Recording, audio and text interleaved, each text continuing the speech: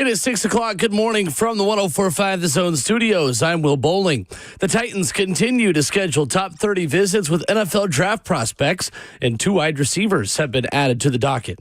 ESPN's Teron Davenport reports that the Titans are scheduled to host former Vol Dante Thornton. A to Z's Easton Freeze says the team will visit with former Washington State wideout Kyle Williams. Thornton caught 39 passes for 885 yards in 2 seasons at Tennessee, averaging just under 23 yards per catch. Williams played 1 season with Cam Ward in 2023. Last night in baseball, a Shohei Ohtani walk-off home run pushed the Dodgers over the Braves 6-5. Atlanta led 5-0, but ultimately could not hang on for their first win of the season. The Braves are now 0-7. LA is now the first defending World Series champion to ever start the following season 8-0. For all your foundation repair and waterproofing needs, visit USSTN.com. Breaking news at once on your home for the Titans and Vols. This is 104.5 The Zone.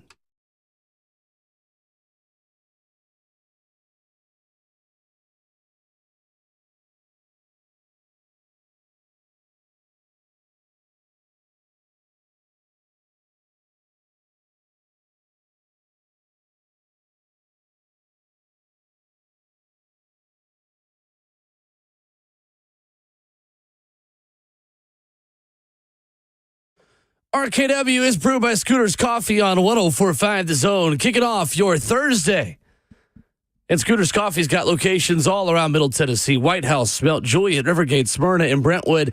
Download the Scooter's Coffee mobile app today to order ahead and save $2 off your first mobile order. On Thursday, April the 3rd, it's a good day to have extra caffeine. Ugh. Many of us up in the middle of the night, tornadic activity in Nashville. Hope everyone is awake, alive, and alert for whatever else Mother Nature throws at us today. Good morning. Yeah, it's been a wild one. I don't know how long. You guys been up since? I've been up since 2:30, I think. Since 2 o'clock. It's been wild, and now there's flooding. So just a warning. I went through the back way through Belmead. I would have went main roads today. I feel you, though.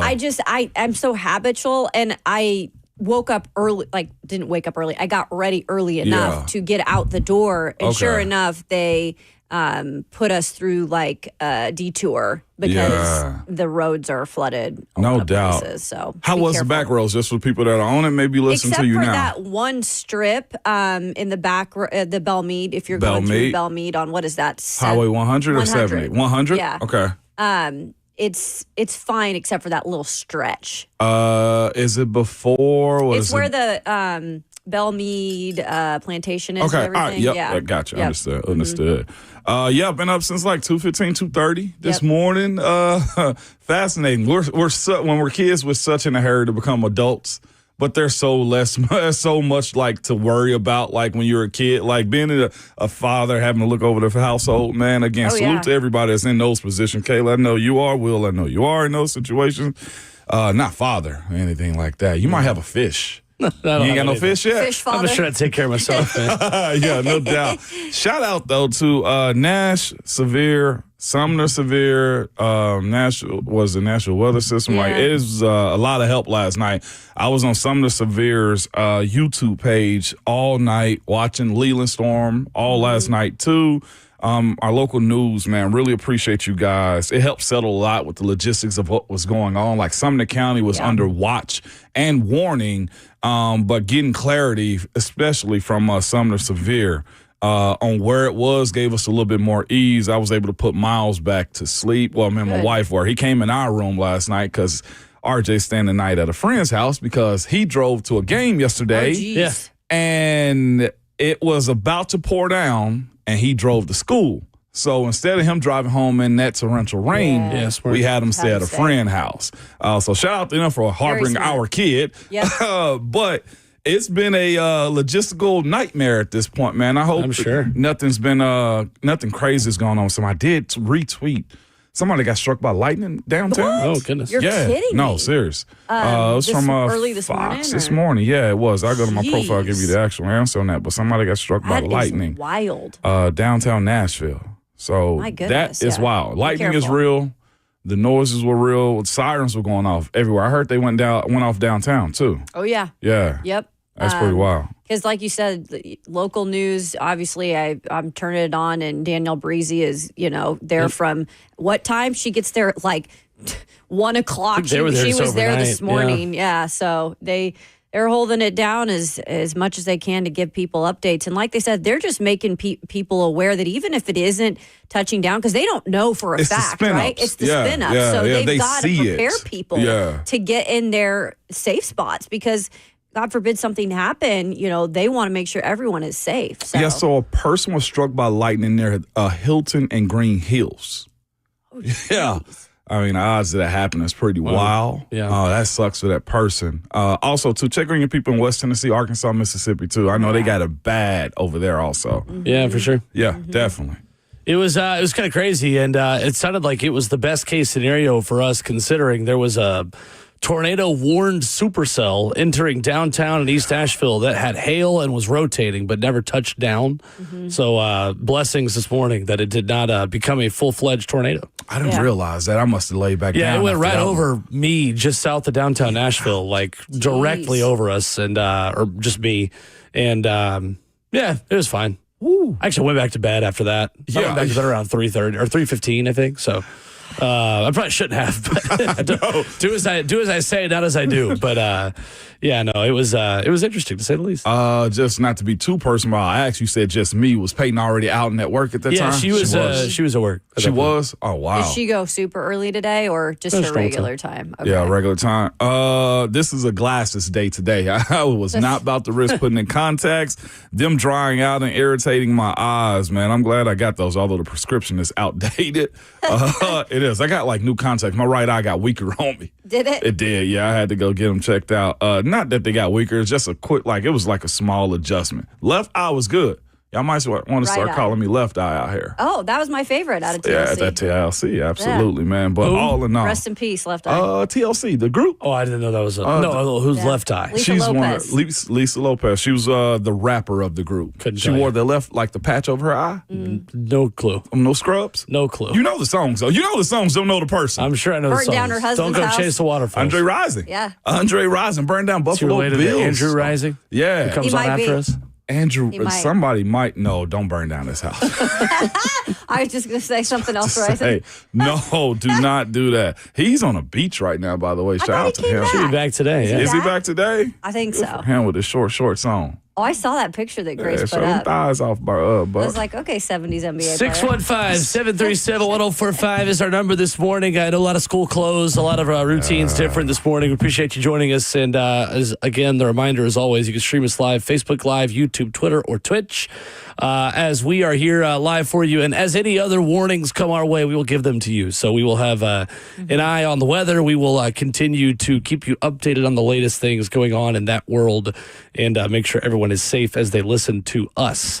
On the sports side of things, Titans hosting a couple receivers. Tron Davenport saying Dante Thornton, and Easton Free is saying Kyle Williams. 2 wide receivers coming in and 2 potential options as later round guys. Mm-hmm. Yeah, no doubt. We know they need wide receiver help in the worst way, so that's going to be the case for sure as it pertains to them. Look like they're zeroing in on Cam Ward.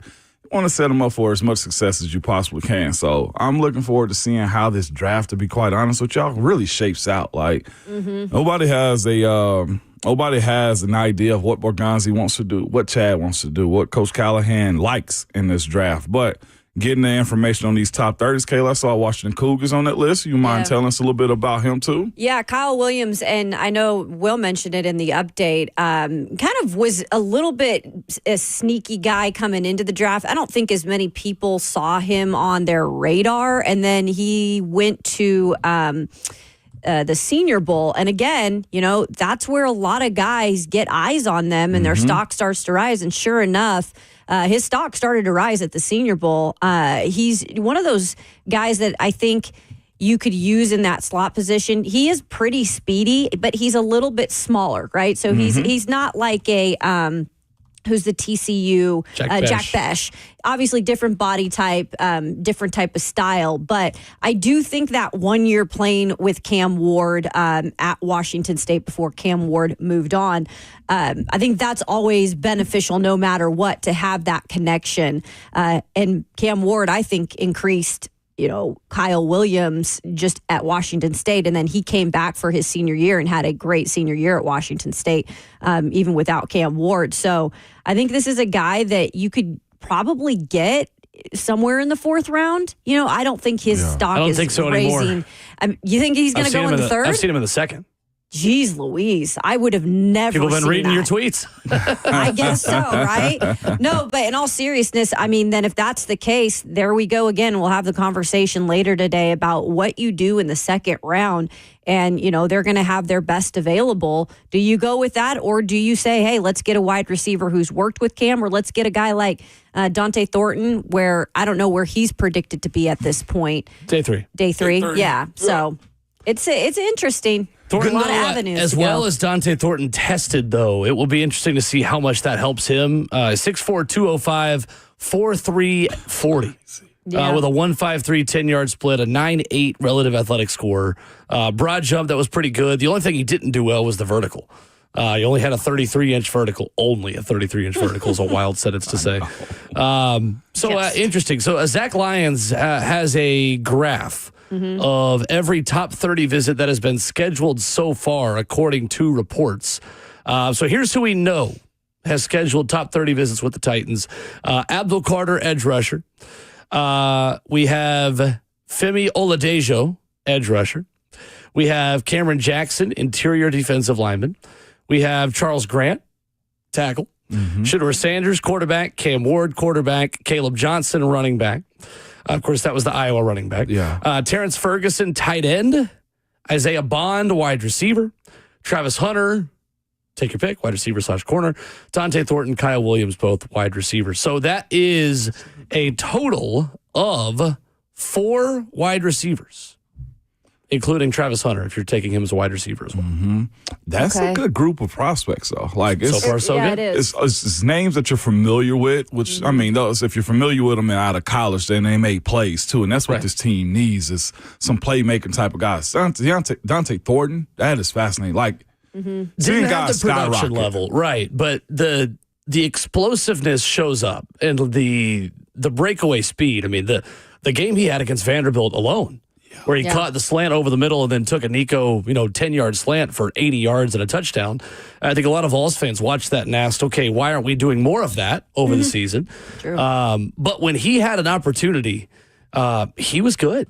Yeah, he has a lot of traits that NFL teams really value. The problem for me on Thornton is the contested catches down the field. There were not a lot of bombs where he would go up over a defender, to me, and beat somebody and go up one-on-one at 6'5". To me, he doesn't play as the big contested catch wide receiver. He's almost a bigger, fast slot guy in the middle who just has size. Okay. I don't know if he uses that size as much as he could. He seems to be a guy that probably need, like, I say this legit, like Pilates or like yoga or like body control. Wiry, but he is tall. Yeah, you know what I'm saying? Like, to that point of not being able to control his body and make it do what it want to. Like, those guys need those balance drills and stuff like that. Right. So hopefully that's something he can figure out for himself. That's funny you said. Go ahead, Will. I'll just say I'll believe it when I see it. When I see him really rise, because of how NFL teams view Josh Heupel offense, receivers, and quarterbacks.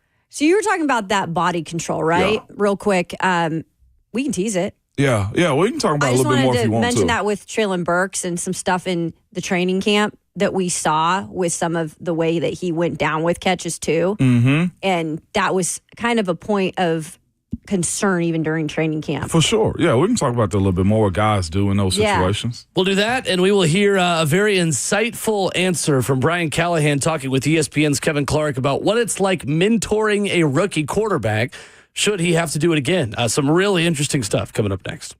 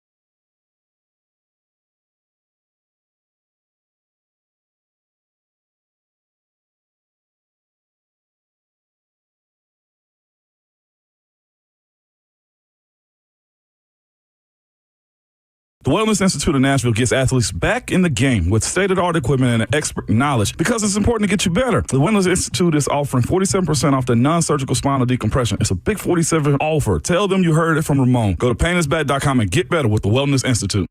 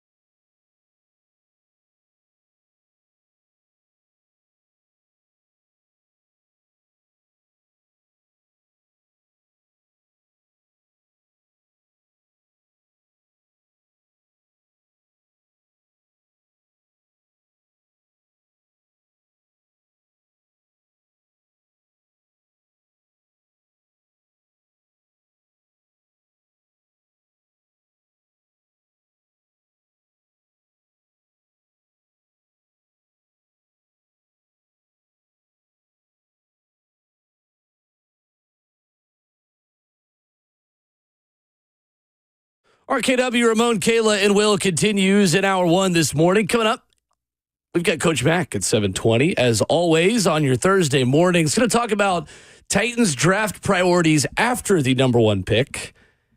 And then at 9:20, a little bit of SEC football, because I know there are many of you out there. Like, really? More draft talk? We're still doing this. Right. SEC football conversation at 9:20 this morning, as well as updates on the latest weather and warnings and all those things here. You can keep it locked in with us, and we will keep you up to date on all of that. Kayla, you had a question on Traylon Burks before we went to break. Yeah, because Ramon, we were speaking about balance and Dante Thornton, right? And his ability to catch downfield and everything. Yeah. And there's also a part of it, too, when we spoke about Traylon Burks yesterday, and maybe just having to stay healthy, right? And the way that he kind of completes some of these passes downfield or whatever it might be. I saw it in training camp last year, and I think a lot of us, I don't know if you guys were there for that day, but he had completed a pass in the end zone. He came down kind of odd and, again, got kind of hurt. He gets bumped and bruised a lot, right? Right. And then we started the conversation of the way that he lands when he catches the ball is very interesting, and also would maybe explain a little bit sometimes why you worry about the injury situation with him. I don't know if you get what I'm saying with the landing. I get what you're saying. Yeah, that's one of those things too, just bigger athletes, especially that explosive and that type of athlete, too, just have to deal with. And guys have to work on those types of things. Like I look at somebody like Stephon Diggs and Antonio Brown, or even Calvin Ridley, like more smaller, short in stature type of guys, don't have a whole lot of weight. You look at dudes, almost anybody. You look at anybody that's like 6'4" and taller, usually in any sport, no matter the person, and they look like giraffes whenever they run, when they land. And you have to balance it. Like, I got a tall kid myself. Yeah, like, getting the mechanics of everything you do right. I was actually explaining this to the offensive lineman at UT. I was just like, hey, a lot of the things that you do results to your head.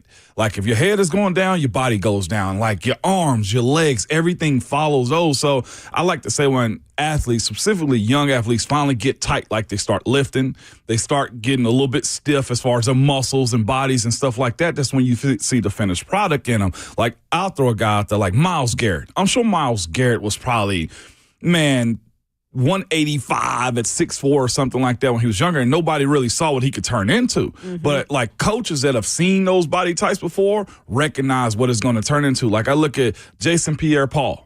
He's another one of those long, rangy guys. Heck, for instance, Calais Campbell, we spoke about him yesterday. Calais Campbell was 6'8", I think, 190, 200 pounds when he went to Miami. And you figure out why could he go to the University of Miami at that size? Well, they knew eventually if he put on weight, he found some coordination, you'd get to that point to where you see the production of what his genetics say he's supposed to be. And that is a development like type situation right there. I'll say this, for having a kid that plays baseball, I am thankful that he didn't get recruited. Well, he's not going to get recruited to that junior year, because taller kids, albeit pitchers, hitters, or just position players sometimes really like fall into clumsy.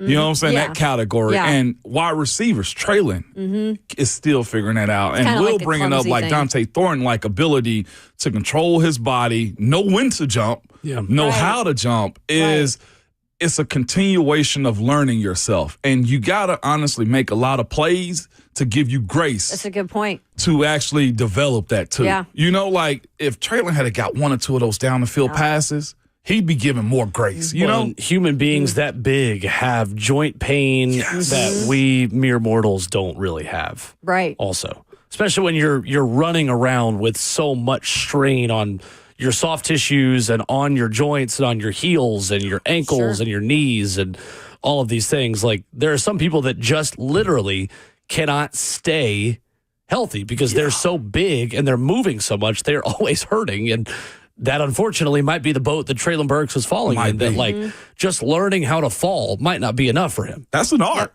Because then you talk about, hey, can I slim down and play at a lighter playing weight?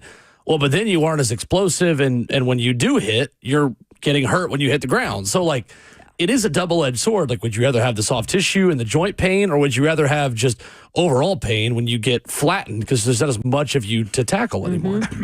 You summed it up perfectly, man. Yep. I think with Dante Thornton, though, specifically, a lot of the contested catches he made were because he was running with 2 or 3 yards of separation on a slot fade, or not a slot fade because he moved back outside this past year. He wasn't a slot receiver for Tennessee because last season he was cast as that and it didn't work. Dante Thornton is a guy that we might learn. Just didn't really have great quarterback play, though, also his last year. Yeah, not consistent. I'm really curious because sometimes we learned that about wide receivers. And to all of Nico Iamaleava's strengths, he did not throw the deep ball really super well last year. So maybe we learned, hey, Dante Thornton has the ability to separate. He just wasn't getting hit in stride. I'd have to go back and watch more of the tape on him specifically to get a clearer picture. But just as a Tennessee fan, I worry about a guy like that when there was a dearth of wide receiver talent and he didn't step up and become a guy. That's the thing. Like, if you were really that good of a pro receiver, why did Tennessee consistently need more production from the wide receiver room? Right. That was pretty disappointing last year. I agree with you. He didn't kind of rise to the occasion. Because I get that. And he was hurt, too. Don't get me wrong, but, like, also he's kind of hurt both years, too. I'm trying to think, too, real quick. How many guys have been in that spot to where they were underutilized in college that actually became more used? Because I'm trying to think of, like, really Justin Kamara. Hunter. Alvin. But Alvin, it's the same thing we're talking about with Dante, right? Alvin. We saw the spurts of, like, we saw the flashes of playmaking that he had him. And that's what we're speaking about now. And when he took over his start, like, some of that was coach's decision. Like, when he took over for Jalen Hurd, when he quit. Yeah. You saw more flashes. It was like, oh, why was Butch holding you back? Josh Palmer. I don't know. He was still good in college. I have to look at his numbers. But his role got bigger, though. I'm thinking of UT guys because there are plenty of UT guys that were better as pros than college players. The biggest one, as far as Tennessee, was Emmanuel Mosley, who ended up being a really good corner in the NFL and was not at UT. I'm going to ask this question and look for the answer, too. But was A.J. Brown utilized as much at Ole Miss the way he was in the league? Like, yes. Did he grow? He was that guy at Ole Miss. Yeah. Okay. Yes. He just had that double threat. And they use them both. They use him as far as, how was he used in college? DK and DK. AJ. Yeah. That's he had right. 1,200 yards his junior and senior, or sophomore and junior those seasons. two? I didn't know DK like that. I'll be honest, in college. Oh, yeah. He wasn't. Yeah. I He was wasn't him. familiar with DK in college. It was really weird why he fell as far as he did in that draft. right? Because he had an elite level of production. Someone else And he fell with him tested very too in that kind of grouping. Well, AJ. AJ was there when he was. AJ was the there, too. 51st pick. I'm looking at his numbers now. DK Metcalf's, like, he was Oh, he was video game stuff. a big number 2. Like, he was 646 was the most he had at Ole Miss Okay. as far as receiving yards. So he's a guy that ascended up more than I think the opportunities were allowed at Ole Miss. Just looking at that. And again, he only played 7 games that last year also. Yeah, that's what I'm thinking. Yeah, okay. Josh Palmer is the guy I'm thinking of, though. At Tennessee, he never had more than 500 yards in a season. Wow. And then now as a pro, he's got over 700 yards once and 500 yards 2 other times. So he's a wide receiver 3. Nice deal with Josh Buffalo, Palmer. too. So that should be a whole lot better, I'm hoping, for him. So Brian Callahan is a long-winded answerer, but he doesn't talk in circles. It's interesting. Brian Callahan will answer a question very thoughtfully and give you enough information where you feel like you kind of got to listen to the whole thing. Some coaches, they'll just say one thing and then they'll just re-say it in different phrases. That way they can just not give you a short answer. This was Kevin Clark of ESPN, the This Is Football show. Really, really good stuff. Talking with Brian Callahan again. This is a long answer. We're going to listen to all of it. About what it is like mentoring a rookie quarterback and what he has learned about how to do that. It's a huge experience for me that I'm going to lean on quite a bit if that's the direction we end up going, because Joe wasn't the Joe he is now. I mean, there was still development that occurred. There was still things that he got better at. There was still things that he didn't do as well as he does now. And then just getting that up to speed. I actually went back and watched because it was COVID, so we had all this Zoom time, and we recorded all of them. Oh. And so I went back and watched all of those first handful of meetings just to more for perspective on, like, I see Joe as I saw him when I left, which is this, top of the league, best quarterback in football, arguably. Rich as hell. Very, very wealthy now. But I went back and watched all of those just to see where he was in that process. And it was it was good for me to see because you don't remember that sometimes, the amount of work that it took to get to where he was. And a lot of that's a credit to Joe, but there was definitely things that we did developmentally, both in how we taught the scheme, how we introduced it, what we asked of him, how we structured game plans that first year. Those are all things that I've sort of revisited just to have some perspective on what it looks like. Is it harder? And I was thinking about this with some of the other guys, quarterback development and what that looks like. Is it harder now? You've been in the league for a long time. I mean, there are no reps for backup quarterbacks anymore. Right. It's really hard. And there's and a lot of that's good and player health and all that stuff. Like, it's really hard to develop a quarterback when he's not the primary focus of the building. Yeah. So with any young quarterback, is it now just kind of, we're going to throw all our resources at this guy? And like, how has that changed since even you came into the league? I mean, that's how I see it, is that most of these guys are picked high to play. And I think the instances of, the Mahomes and the Rodgers, those are very different team setups then, too. Kansas City had a good football team. They did. With Alex Smith. And so it wasn't as imperative that the pick hit right away. Right. Which I don't think that's majority of cases. Usually you're counting on that guy to play. And so there is a lack of developmental time because these guys do get thrown in so fast and they have to perform quickly. Yeah. The other part of it is, if you want to talk, another discussion for another day, is offensive line development, right? Maybe even harder at this point. But that's where these guys got to come in and they got to play. And so from a development perspective, I think what you saw, even what we did with Joe Burrow, I think what you saw Cliff do with Jaden Daniels is you find as many things that you can find to where they can have success early and allow them to play fast and play confident, and you sort of fill it in as you go, and you stack those lessons and you stack those things that maybe they weren't as good at that you have to develop. You kind of introduce them slowly as you let them get off the ground. I mean, the great thing now is I think a lot of times, even when you started in the league, the whole thing was square peg, round hole. This guy's going to run our offense. And with Jaden in particular, I talked to Vita Pritchard, their quarterback's coach, in August. He was like, listen, this guy was running incredible slot seam, like the whole deal, slot fades against SEC defenses, against Georgia, against Alabama.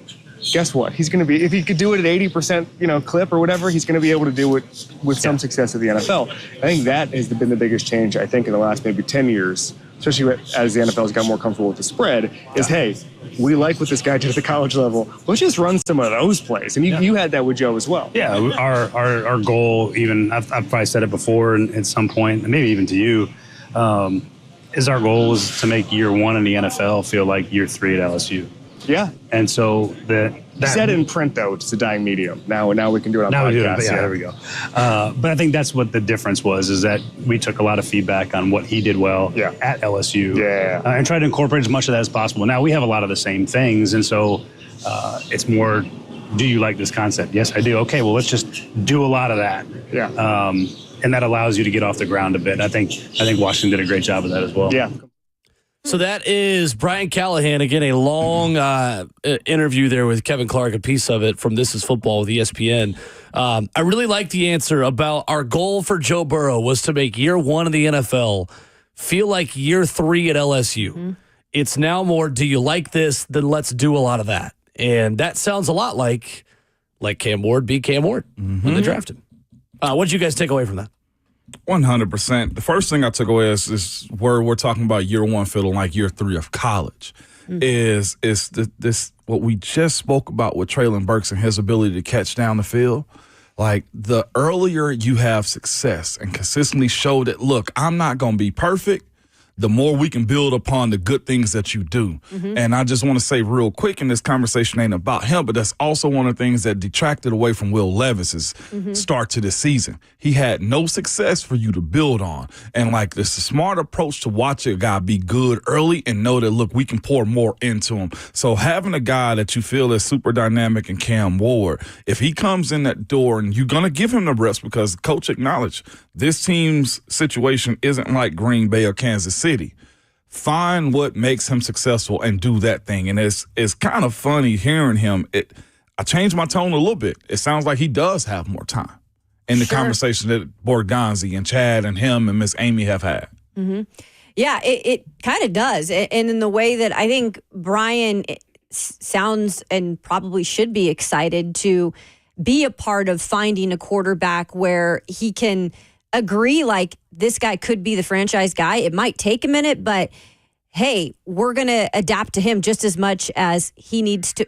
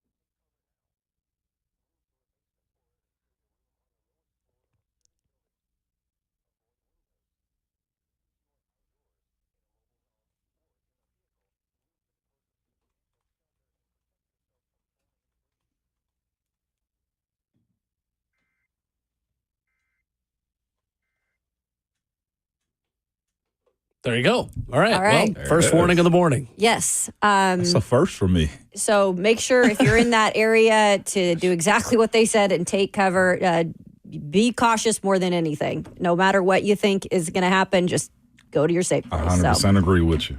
I don't know what I was saying, but I was talking about the Cam Ward situation with, adapting. For Brian Callahan, they need to adapt to him just as much as he needs to adapt to Brian Callahan and what his so-called system is. And I will say it should be interesting what they did to vet in terms of his offensive coordinators, guys, because for Cam Ward, that's the wild thing about Ward. He's had 3 in his career in college.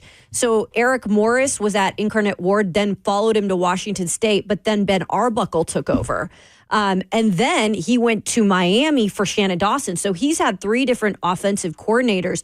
You wonder just how much, the staff, Brian Callahan in particular, went to each one of those guys and pretty much said, hey, what do you like that Cam does the best, right? Yeah. And how could I incorporate that? That's interesting if that really, happens, to see how they vet those guys as well. I wonder how much of that was happening with Will Levis. I don't feel like a lot. I thought it will. Because we did hear a lot last year from Brian Callahan about how Levis had the ability to highlight plays and say, I like this and I don't like this. We know that was happening. But how much of the system was built for Will Levis? Right. Because now, after the fact, we've also heard Brian regret trying to fit a square peg in a round hole in his interview with Easton Freeze after the season. He did, man, and like I feel like hearing Coach Callahan speak about the potential to get Cam Ward here, it sounds like they're gonna, like he said, have more of a governor on him. He's gonna be more restricted, but allow him to do what he likes doing. Don't do too much of everything. And I felt like last year, Will Levis got too much of everything that he wanted to do. And again, I think that was a learning mistake by Coach, and I feel like that was overly ambitious by Will Levis, too. Didn't protect him from himself enough. Did not protect him from himself. So to your point of like how many bumpers were around him, well, I don't think enough, in my opinion. And we saw it. It's not enough. It's not As enough. we like to say. Yeah. Seriously. It's a good running song. 615-737-1045. Again, tornado warnings just issued for Hickman, Lewis, Murray, and Williamson counties until 7 o'clock. We will keep you updated on all of those things. And Nash Severe WX, great place to go for all of the latest weather updates and news and analysis on what you need to be doing as weather continues through Middle Tennessee. More on that and more on the basketball coaching carousel, which we got an update on yesterday about one coach who's not leaving. Next.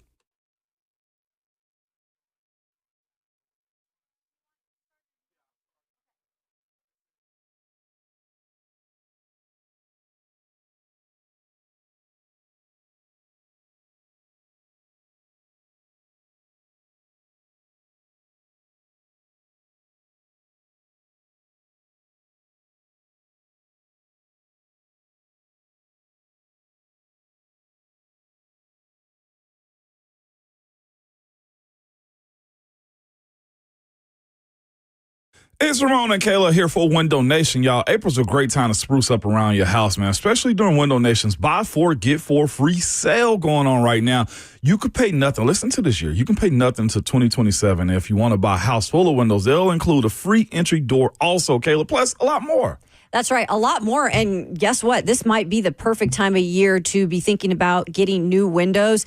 When severe weather hits or you just have the storms that come through Middle Tennessee, you want your windows to be sealed. You want to make sure nothing's getting out of your house and nothing's coming in. And this is a great time to take part of this offer. And even some of their valued customers will agree. It's great value, great product, great customer service. Albert says he highly recommends Window Nation with over 15 years of experience. So get in on some good windows now. Schedule a free fast estimate today at 866-90Nation or go online to windownation.com.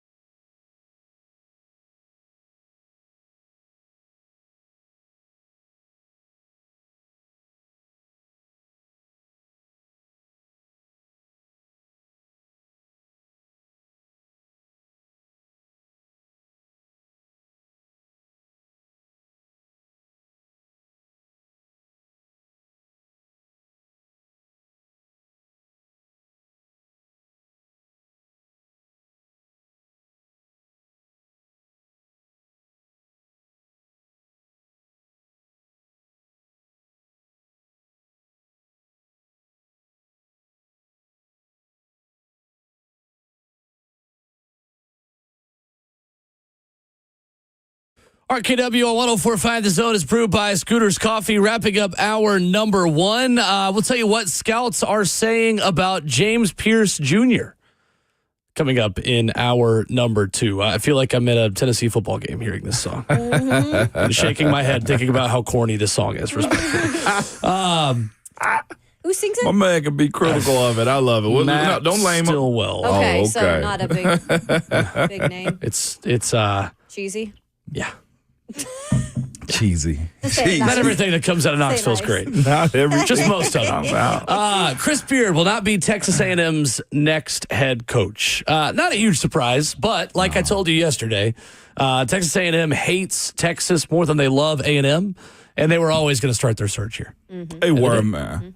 I was talking to one of my guys yesterday who's a Ole Miss alum. He was just like, man, Chris got a real good thing going on in Oxford. He does. As wild as it got when he left that place, he's in a good spot in Oxford and not having to deal with the foolishness and having to go through that Texas booster club that you have to deal with from time to time and the power structure that they have. Like, you can live like a king with what he's done in Oxford right now. And being real with you, Ole Miss has a lot of pride, too. They got, like most schools, to be honest with you, they can handle what you're asking for as far as needs for NIL, salaries, your staff, and stuff like that, facilities and all that. So it would have been petty, Will. It would have been just one of those things that you can just smack them up beside the head with. But Chris Beard made the right decision, man. Go build a statue at that place. I love hearing this type of stuff. We talked yesterday about just the shuffle of coaches all the time. And I get that some moves have to be made, guys, but sometimes I do scratch my head at,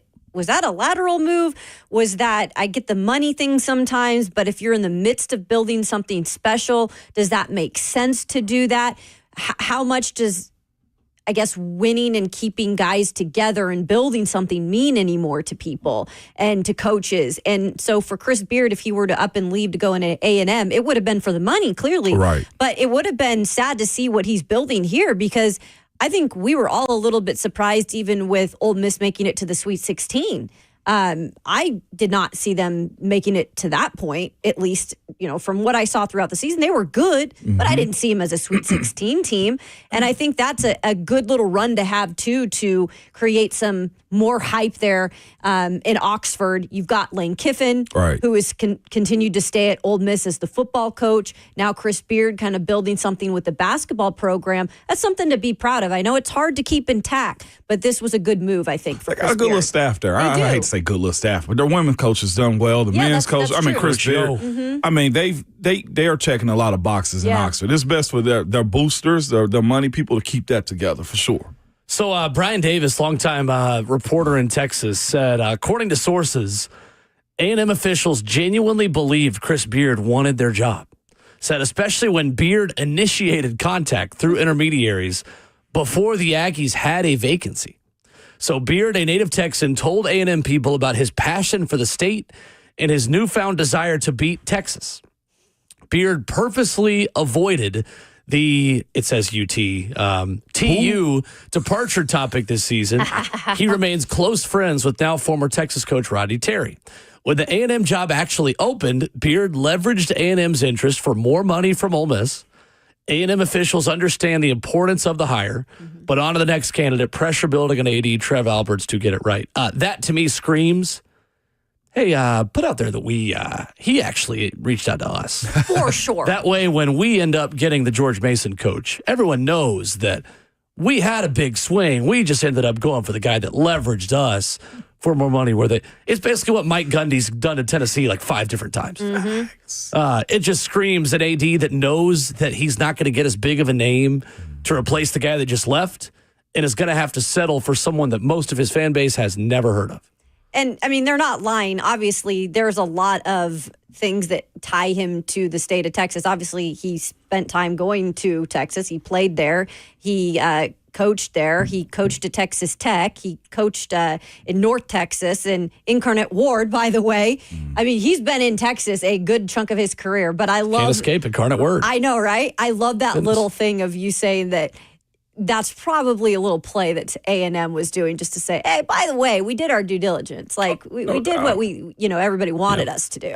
This is the world we live in, though. Like, everybody's going to try to find their guy. And the other part of it, too, is these departments, they owe it to the fan base to actually put this type of stuff out. I do think there's a little bit of lying involved in this, to be quite honest with you. For sure. But you can't look incompetent, is what they're basically doing right now at this point. They don't want to seem incompetent, and they don't want to seem like they're not trying to stay competitive in this SEC. Would you take Chris Beard at Tennessee to replace Rick Barnes? Would I take him at Tennessee? Simply, it's for this answer. Simply because he has a reputation of being able to win. The answer is yes. I would. Yeah. Would you? Ooh, the long exhale. Come on, I Will. would, but I didn't. I mean, I don't. I don't know. Probably not. No, you Probably not. would, Kayla. Yeah, okay, I think I I'm would. yay. The off-court stuff is too big of a red flag for me. Really. The off-court stuff is too big of a red flag. Him and his That's wife. understandable. The reason I know. why he got fired at Texas. I remember. But then there's like Florida's coach, where it's just like he's got all this stuff too attached to him, and then there was and he's in the Final Four. I don't know if those are the exact same kind of Right. situations. His was a but little domestic, wasn't it? Chris Beard? Yeah, Yeah, it it was was. like- That's right. it was domestic. That's right. Yeah. I don't know enough facts to make a strong determination. If I'm in that room, obviously in the Tennessee athletic department, I would have more info than what we have Sure. probably publicly. So it's hard for me to make that decision without knowing what's real and what's not. And if he truly is a genuinely different or changed person from what got him fired at Texas. That's fair. This is a situation for me real quick. The way I've seen it unfold in this, the team that hires him first take the biggest hit. Once you recycle yourself again, i.e. Patino, Which it hits a little bit true. less. It's sad that it is that way, but it You is know? true. Yeah, you're not wrong. I mean, look at Hugh Freeze. Yeah, I think. Yeah. Well, Hugh Freeze didn't have law stuff. No, he just did. had He's some. just unethical. But He's it just was- he kind of did some scumbag things, but he didn't Sketchalicious. break the law. It's a little less. It was a lesser of a hit him going to Auburn this time around, though. I felt Yeah. with Hugh. Sure, I just Yeah. I have trouble comparing the two though because he didn't break the law. Yeah, Like, he didn't understood. put his hands on anybody. Yeah. Hugh That's a Freeze. deeper conversation for the summer. Are we more forgiving of players in those situations because that product directly helps us more good than question. coaches? Sometimes. Great question. Depends on who wins. We're more forgiving of people who win us games for our teams. I know. Honestly, I think Danny White, when Rick Barnes retires, is going to hire someone like Kim Caldwell that many of us have never heard of, who's going to be a superstar. Because I think Danny White knows basketball as well as he knows any sport. Yeah. He in that can role. identify coaches. I think that's what he has proven. He was just a maybe. hooper, too. He's earned the chance Yeah. to prove to us that he can find the next coach. 615-737-1045. What scouts are saying about James Pearce Jr. In Bob McGinn's series at golongtd.com. Are we hearing the same thing? Out of Knoxville. That's next.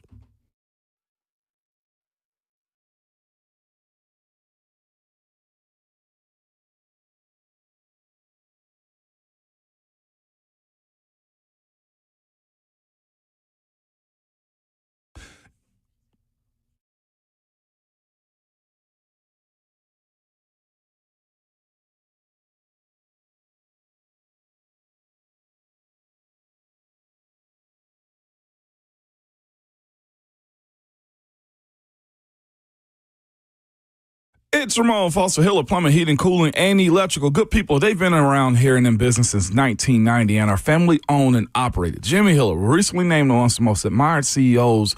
It's because he truly cares for his team and the clients they serve also. Hiller takes care of the customer on every job, every single time, and they stand by their work. A lot of companies won't do that, but Hiller guarantees this. Happy you'll be or the service is free. If a customer isn't pleased with the work performed, they will make it right, man. They always send a professional, experienced, trustworthy technicians and come into your home and they leave it clean and better than they found it, man. Best thing about their situations over there at Hiller is this. They offer true transparency pricing. What that means is Hiller will line item every part of the job up front so homeowners can easily understand what they're paying for and why. It's that simple. No hidden fees, no added costs, no surprises when you get your bill. To book with Hiller, simply learn more about them. Visit happyhiller.com.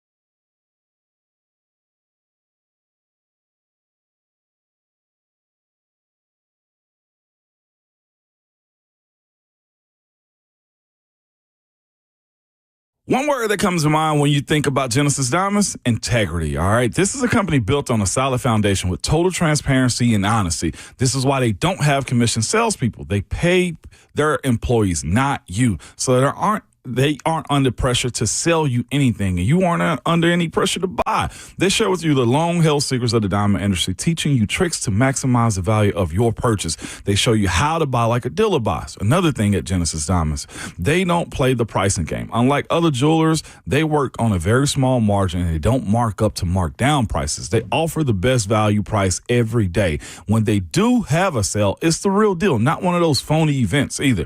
We're lucky to have Genesis Diamonds. They're not another big box corporation chain. They're locally owned, but with international connections that guarantee no middleman pricing on every diamond. And don't forget this, only Genesis has the top brand designer brands that everyone wants.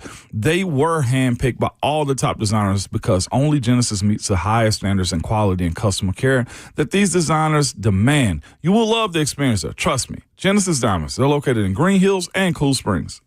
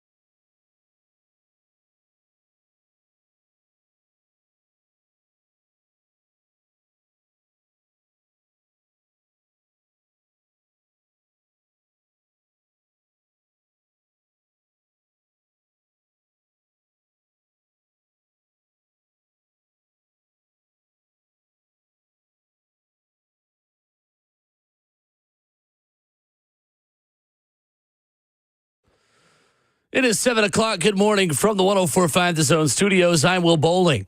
The Titans continue to schedule top 30 visits with NFL draft prospects, and 2 wide receivers have been added to the list. ESPN's Teron Davenport says the Titans are scheduled to host former Vol Dante Thornton. A to Z's Easton Freeze reports the Titans will also visit with former Washington State wideout Kyle Williams. Thornton caught 39 passes for 885 yards in 2 seasons with the Vols, averaging just under 23 yards per catch. Williams played 1 season with quarterback Cam Ward in 2023. Last night on the Diamond, a Shohei Ohtani walk-off home run pushed the Dodgers over the Braves 6-5. Atlanta blows a 5-0 lead in the process, unable to hang on for their first win of the season. The Braves are now 0-7. LA, meanwhile, is the first defending World Series champion to ever start the next season 8-0. For all your foundation repair and waterproofing needs, visit USSTN.com. Breaking news at once on your home for the Titans and Vols. This is 104.5 The Zone.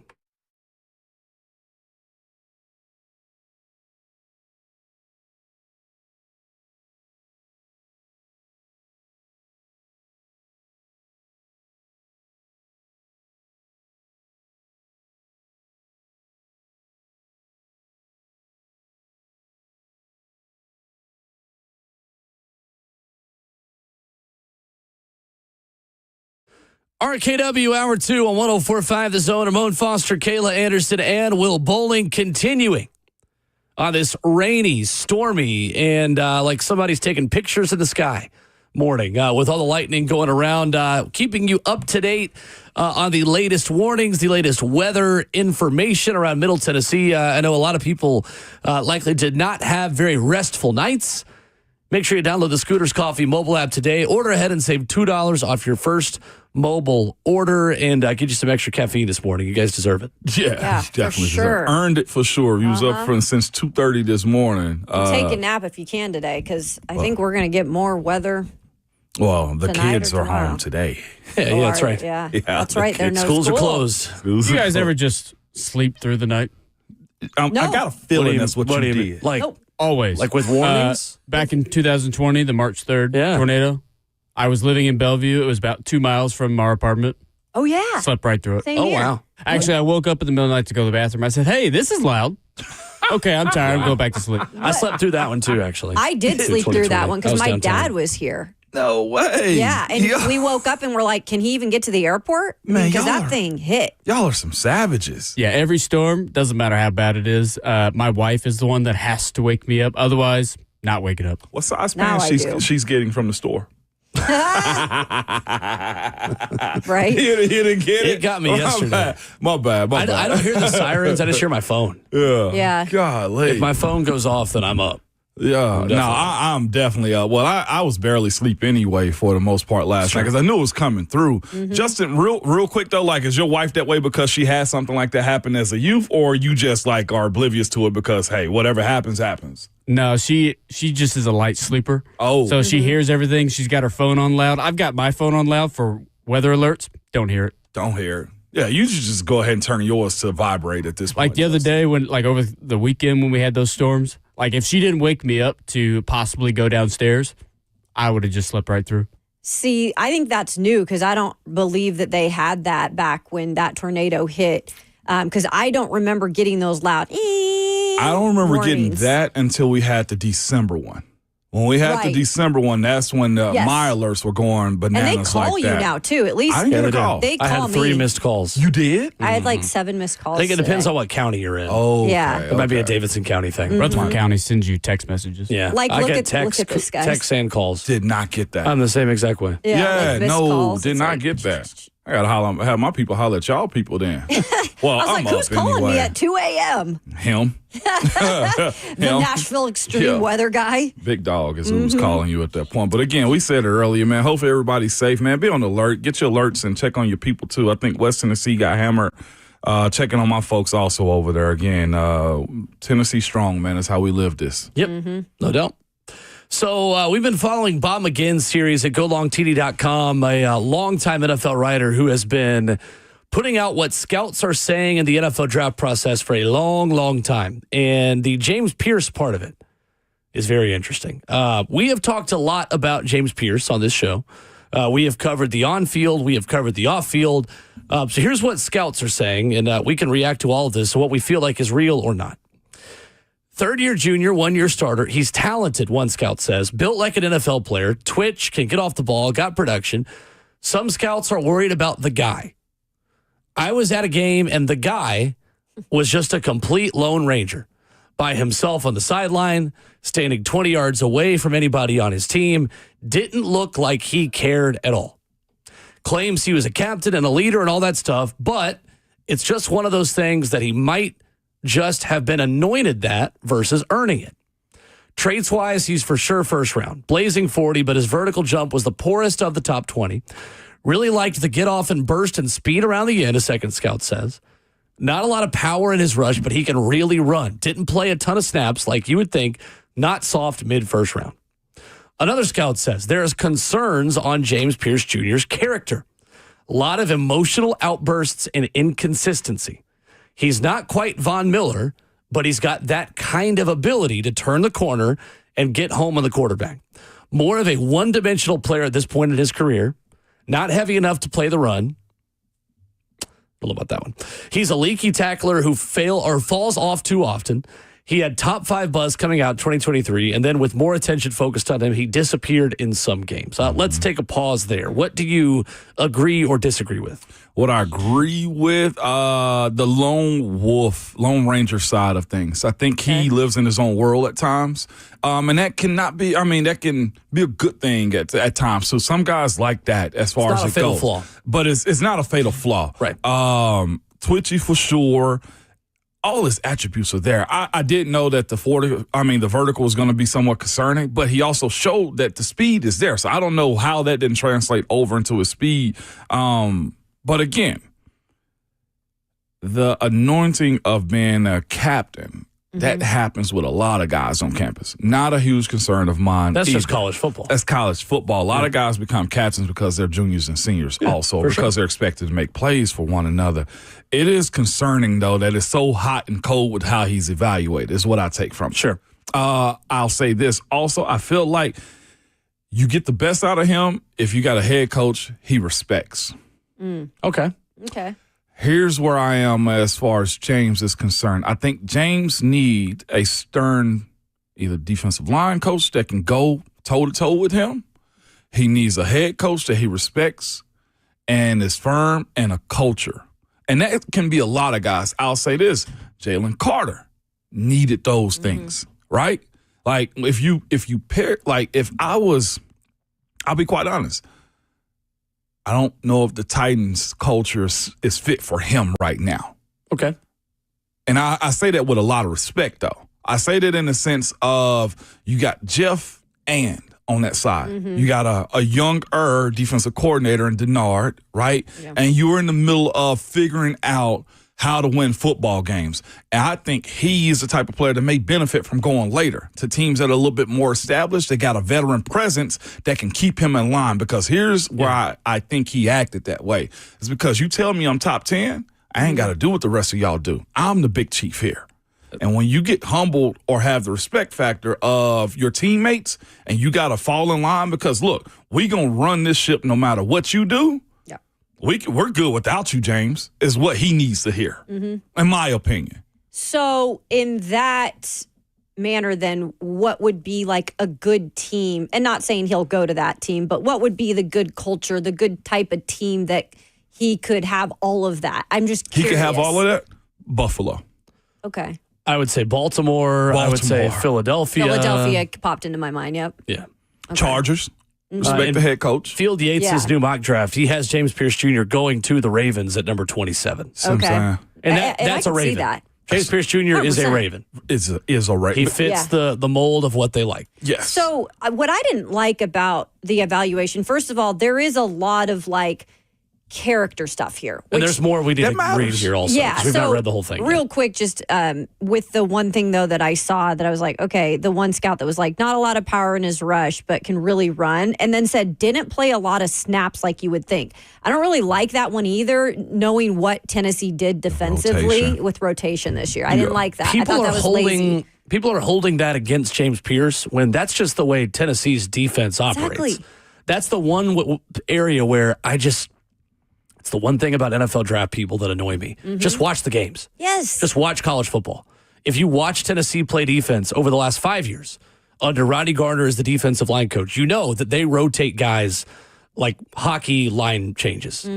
And I know that might not be the best for you in making your evaluation, but that doesn't mean that that's a player-specific problem. That's just the way Tennessee does business. Yep. We can argue whether or not they should do that, but the argument is there's no argument about that being a James Pearce problem. It's not like they were sitting him because he was a lone wolf. No, they were sitting him on plays because that's the way Rodney Gardner wants to rotate guys in and out. Exactly.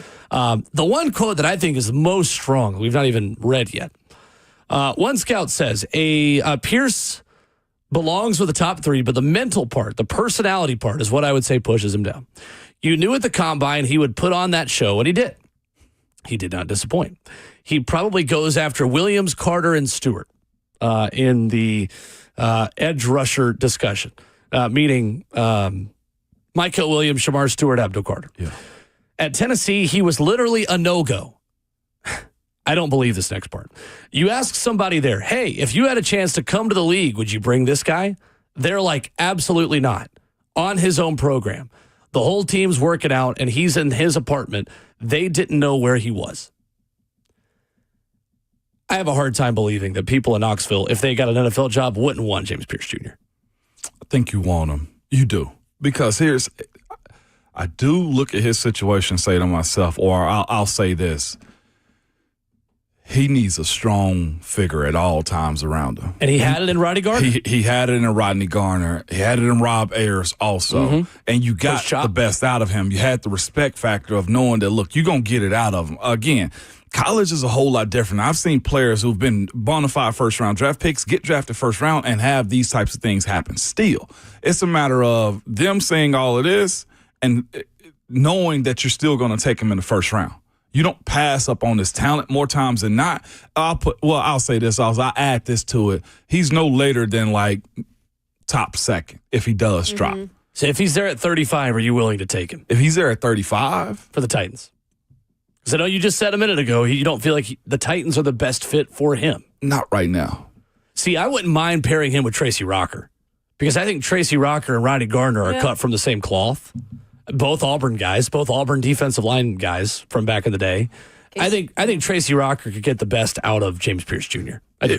I agree with you there as far as Tracy Rocker is concerned. I'm worried about his peers and how he deals with them. That's the biggest, right? Totally That's fair. for me. Because if he's stepping in and he's the guy again, day one, maybe a concern. Like he needs to go somewhere and be the number 2 guy and feast against somebody's second best tackle. And here they got to be stepping up right away if you're going to draft them that high. Yes, or be with a group of young guys that are going to go get it. And that's the reason I bring up Buffalo, I bring up Detroit, Philly, Baltimore. Like they got a group of young players that he doesn't need to feel left out with. Yeah. Here, he would be the head honcho again. He would. Yeah. No doubt. So that's a good point. I do think it's interesting. I do not believe there are people there who saying, if I took an NFL job, I wouldn't want to bring him with me. I have not heard that from people we've talked to and from things we hear in Knoxville. I think there was a plan to manage James Pearce Jr. that largely worked because the production was still there. And I do think if you go back and watch the film of him last season, count how many times he got held and it wasn't called because that was happening all the time. And B, how many times he was about a tenth of a second away from a sack and either somebody else on his defense got there first because that was a really good defensive front with Omar Norman-Lott and with Joshua Josephs on the other side, or how many times he just was going up against an athletic quarterback that at the very last second either got the ball out or stepped up in the pocket. No doubt. I don't think things are as bad on James Pearce Jr. as what the narrative is, personally. No, and this ain't the process of building you up. Right. It's a process of how can we knock you down and get you at the best value. More NFL draft discussion coming up next. Coach Dave McGinnis will join us. We'll talk about what goes into these top 30 visits, where he and Rhett are in building their board horizontally and vertically as we hit 3 weeks from today until the Tennessee Titans are on the clock. Coach Mack joins us next.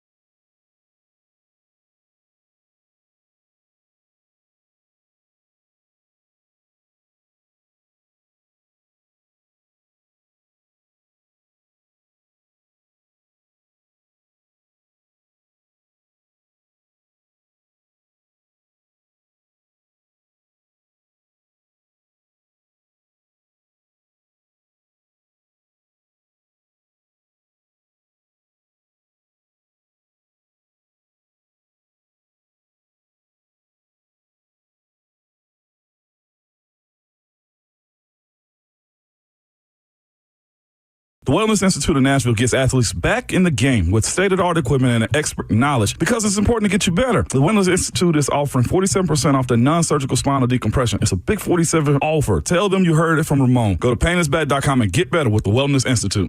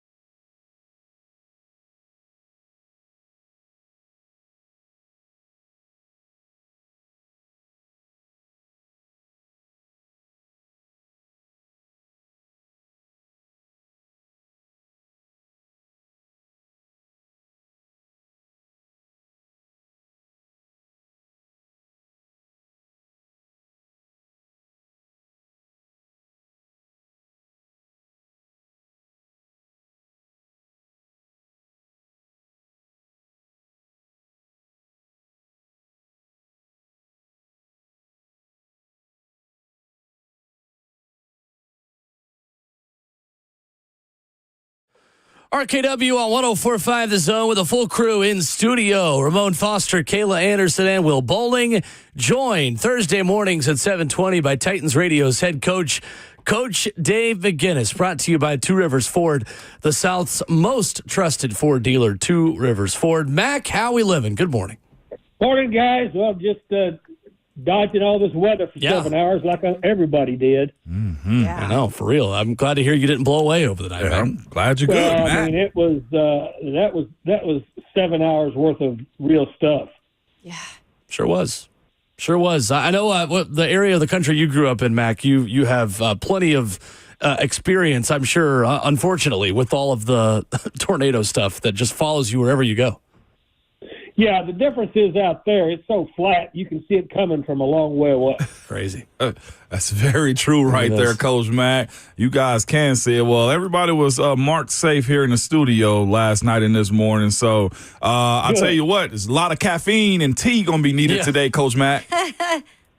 Yeah, and especially for Nashville Weather FX, and then all of our people are weather people for all of the television stations. I mean, they stayed up all night doing this. No doubt. They did. They still are, and I think they're live right now, Warriors. Coach Mac. Yes, Warriors, as we'll just call them. No doubt about it. No doubt. Yeah, it's like that Miami game we did. Yeah.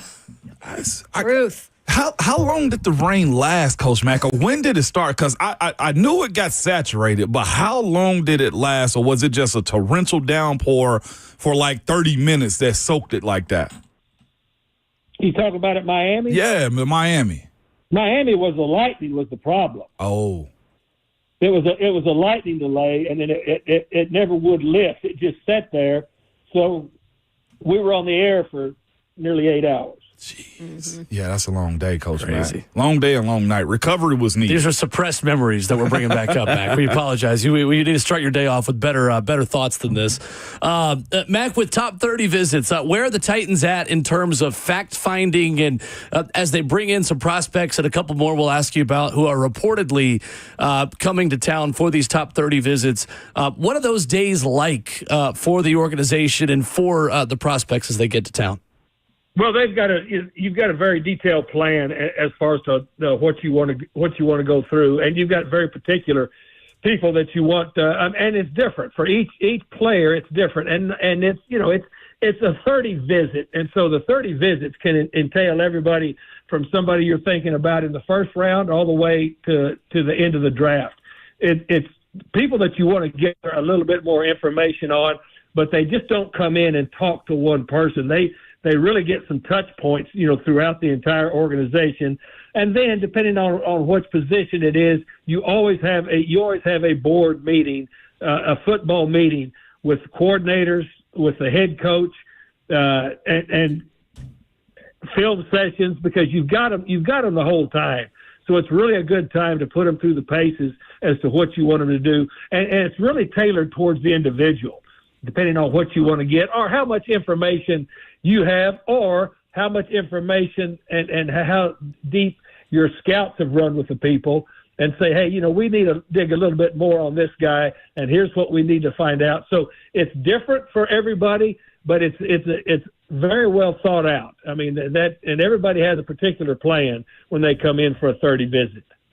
Coach Mack, one of those prospects that has been reported to be visiting with the Titans, and a local guy as well that we'd be asking you about anyway, is former Vol Dante Thornton. When you watch him on film, Mac, do you see the 4.3 speed? Do you see some of the good things that we saw from the combine when he tested? And at the same time, how difficult is it evaluating a wide receiver out of a Josh Heupel scheme where so often they get separation just because of the routes that they're running and the way those wide splits set them up for success? Well, the first thing, of course, you're looking at the traits for the player. Now, let's talk about receivers. Any receiver that comes into this league, they're going to have to learn another route tree because that's the way most of these collegiate offenses are set up. They're all RPO systems. The field is different, especially if the ball's on the hash mark. There's a whole lot of RPO. There's a lot of open space that they are working in. They don't play against really hard press coverage most of the time. Maybe the most you will see press coverage is in the SEC, but most of the time they're not getting a dose of what is heavy press coverage. So there's a lot to learn nuance-wise, just receiver-wise, if anybody coming in, regardless of what offense they're in, because of the RPOs and the field dimensions. The thing about Thornton is, you see that the trait, big guy, can run. There's times when he displays a really, really good ability to be a huge combat catcher. Then there's other times where you'd like to see him fight for it a little bit more. But he's a guy I can see why they are visiting him because first of all they need receivers. We all know that, and the other thing is he's proven to be a really tough dude. And that's one thing that he has shown up. You don't worry so much about the offense that they're in, especially, for the receivers, because as I said, you're going to have to teach them a lot of nuance when they come into this league because they're going to see different types of defenses than they've seen in their collegiate career, whether they're staying at one place, for a while, or especially with the transfer portal the way it is, if they've moved around and played in different conferences by the time they get to the draft. Coach Mack, when you look at the wide receivers that they're bringing in one that's pretty tall, and Dante Thornton, and Kayla, what's the prospect from Washington State right now? Mr. Kyle Williams. Yes. When you look at those two bodies. I like Kyle Williams. Yeah. Kyle Williams is a guy that's going to be somewhere in the belly. It's going to be in the belly of the draft. But they need different types of receivers too. I mean, they've bringing guys in like the receivers down there at Texas. I mean, they're bringing guys in of different sizes and different ilks because that's what you're going to need. I like Kyle Williams, and I know that's a great example of somebody that will be in the belly of the draft.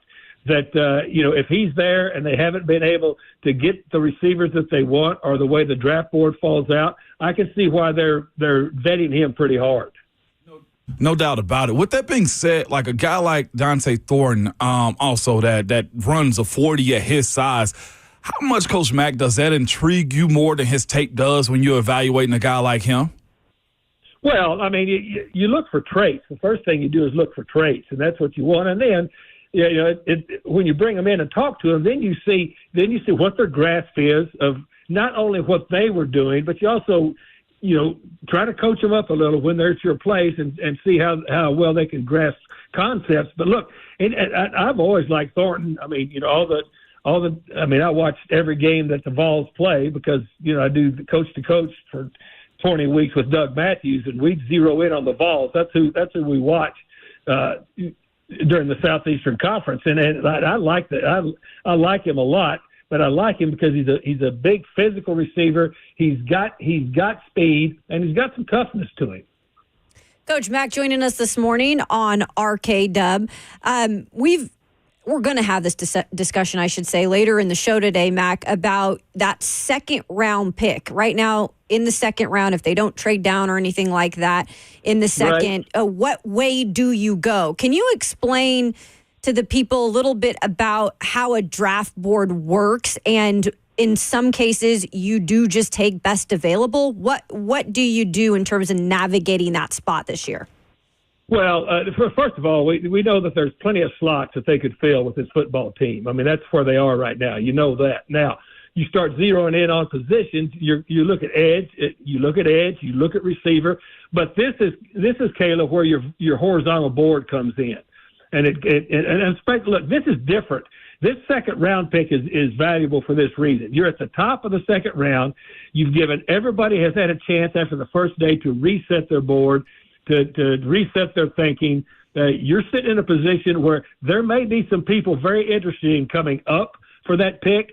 So what you do with your horizontal board is you start weighing across the board, across the positions. And let's talk about positions right now. Let's talk about receiver. Let's talk about the edge. You compare those things horizontally across the board as far as value, and that's why it's so important.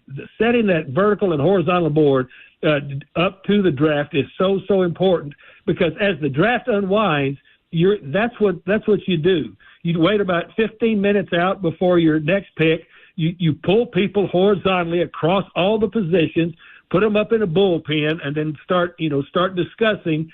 Now, it's not an argument. It's a discussion saying, here's who's here. Here's how we had these guys ranked. And then you watch as people start to fall off the board so you can narrow down your choices. But it's different to me for this second round pick because it's such a high pick. It's it's the third pick of the second day, which is a valuable spot for yourself and also for some people that might want to come up and deal a little bit. I've heard a little bit of different points on this from different people, Coach, but I'd like to hear yours. So is the wide receiver group something where if you didn't get them in the second round, there'd still be some guys there in day three, whereas the edge position, I know there are a lot of good edge players, but the quality would be maybe there just in that second round?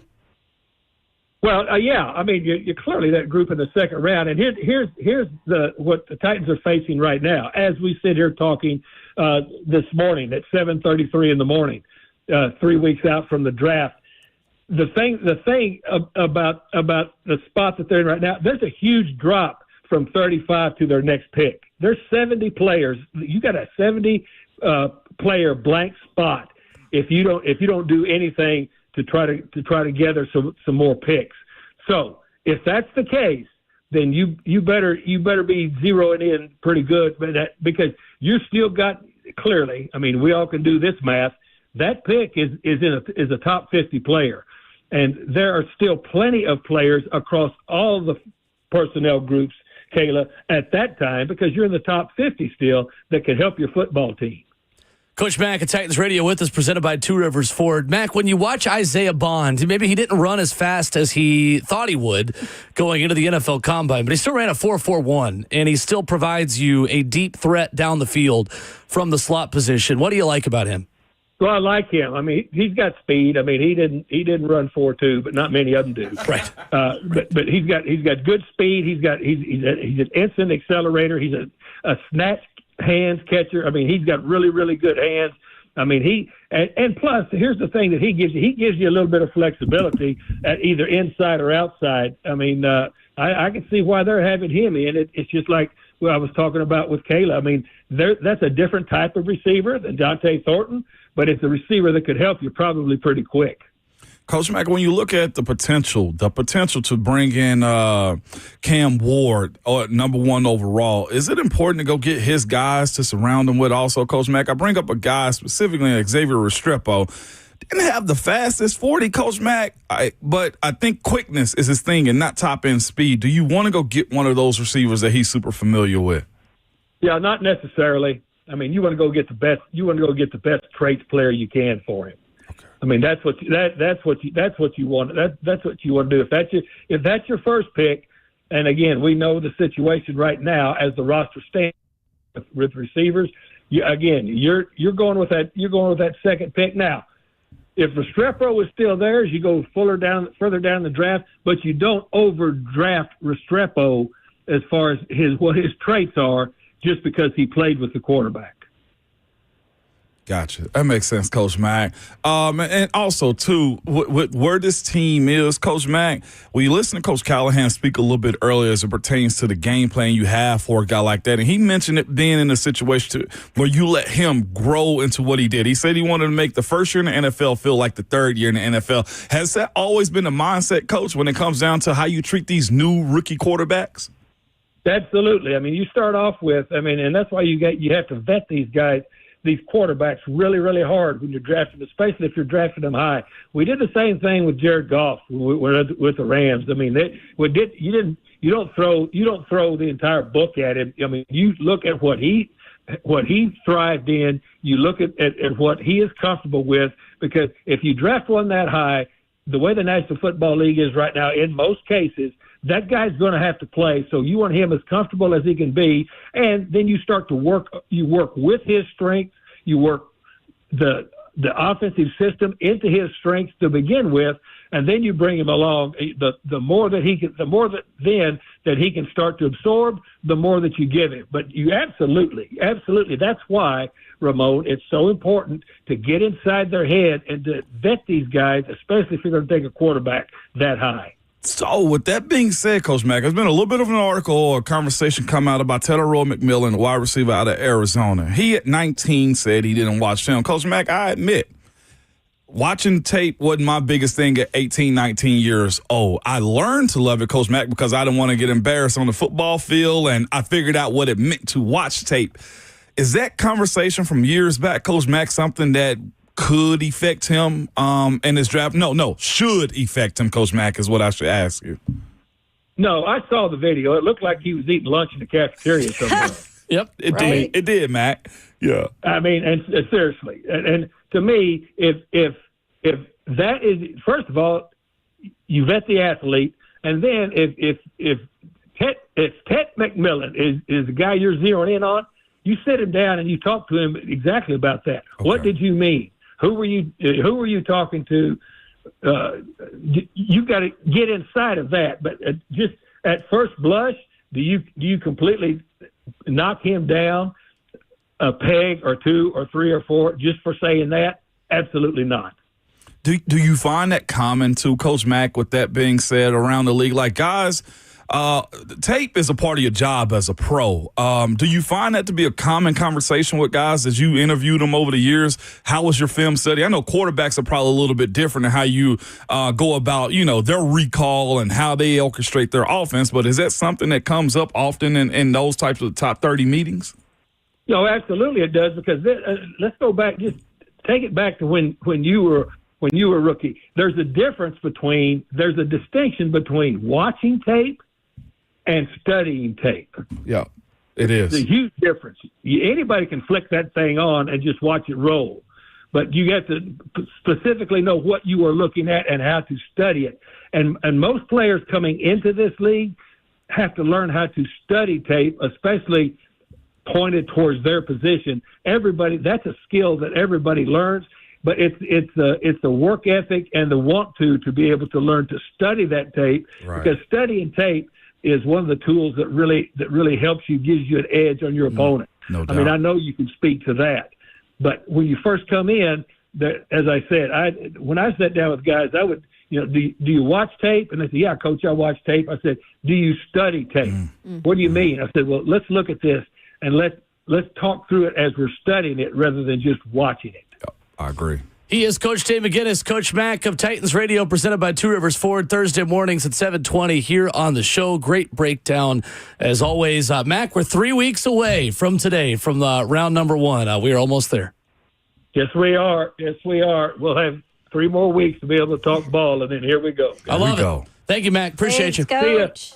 See ya. Yes, sir. Coach Dave McGinnis with us here this morning, breaking down the wide receivers. Not surprised to hear him keeping his powder dry about some of the the quote-unquote off-field concerns. I'm glad I saw Tet on my list right there. I was like, you got to ask him about that. I forgot about that whole thing that we talked about yesterday. That was a great answer from Coach Mack. He was like, yeah, he looked like he was in the lunchroom. And that was Cafeteria. the consensus that we all had. I thought he was gaming or something. I don't know what it was, but it fascinating. Preoccupied. We'll continue the receiver discussion coming up. Again, the headline, you missed it this morning. Titans bringing in a couple of receivers. 3 of them we can talk about that could be potential fits for the Titans, and we'll wrap up hour 2 with that next. We've got the trucks, all the trims, all the towing, all the bells and whistles, and all at Truck Month Savings. Two Rivers Ford is Ford Truck Central. What a great time to bring United Structural Systems to you guys right now, man. As much raining and storming has been going on, specifically foundation repair on the waterproofing side of things, man. They've been serving Middle Tennessee since 1994. Now, they have more than 25,000 satisfied residential customers. Y'all know when it's hot and dry outside, you might notice your soil cracking or pulling away from your homes. It may be leaving holes or gaps next to the foundation. Your bricks may be cracking, walls bowing, or doors or windows sticking. These are all signs of possible foundation issues. Your house may be trying to tell you something. On the waterproofing side of things, that can include drainage and sealers, oftentimes both. And up to 50% of the air you breathe on the first floor of your home is the air that comes from your crawl space. So control that moisture. As you guys know, we're going through a lot of rain and moisture right now by encapsulating your crawl space. Mineral repairs are guaranteed for the lifetime of your home. Again, they've been serving in Middle Tennessee since 1994. They aren't going anywhere, man. More than 25,000 satisfied residential customers. We guarantee our best. Call USS. You can reach them at 615-488-7855 or online at USSTN.com.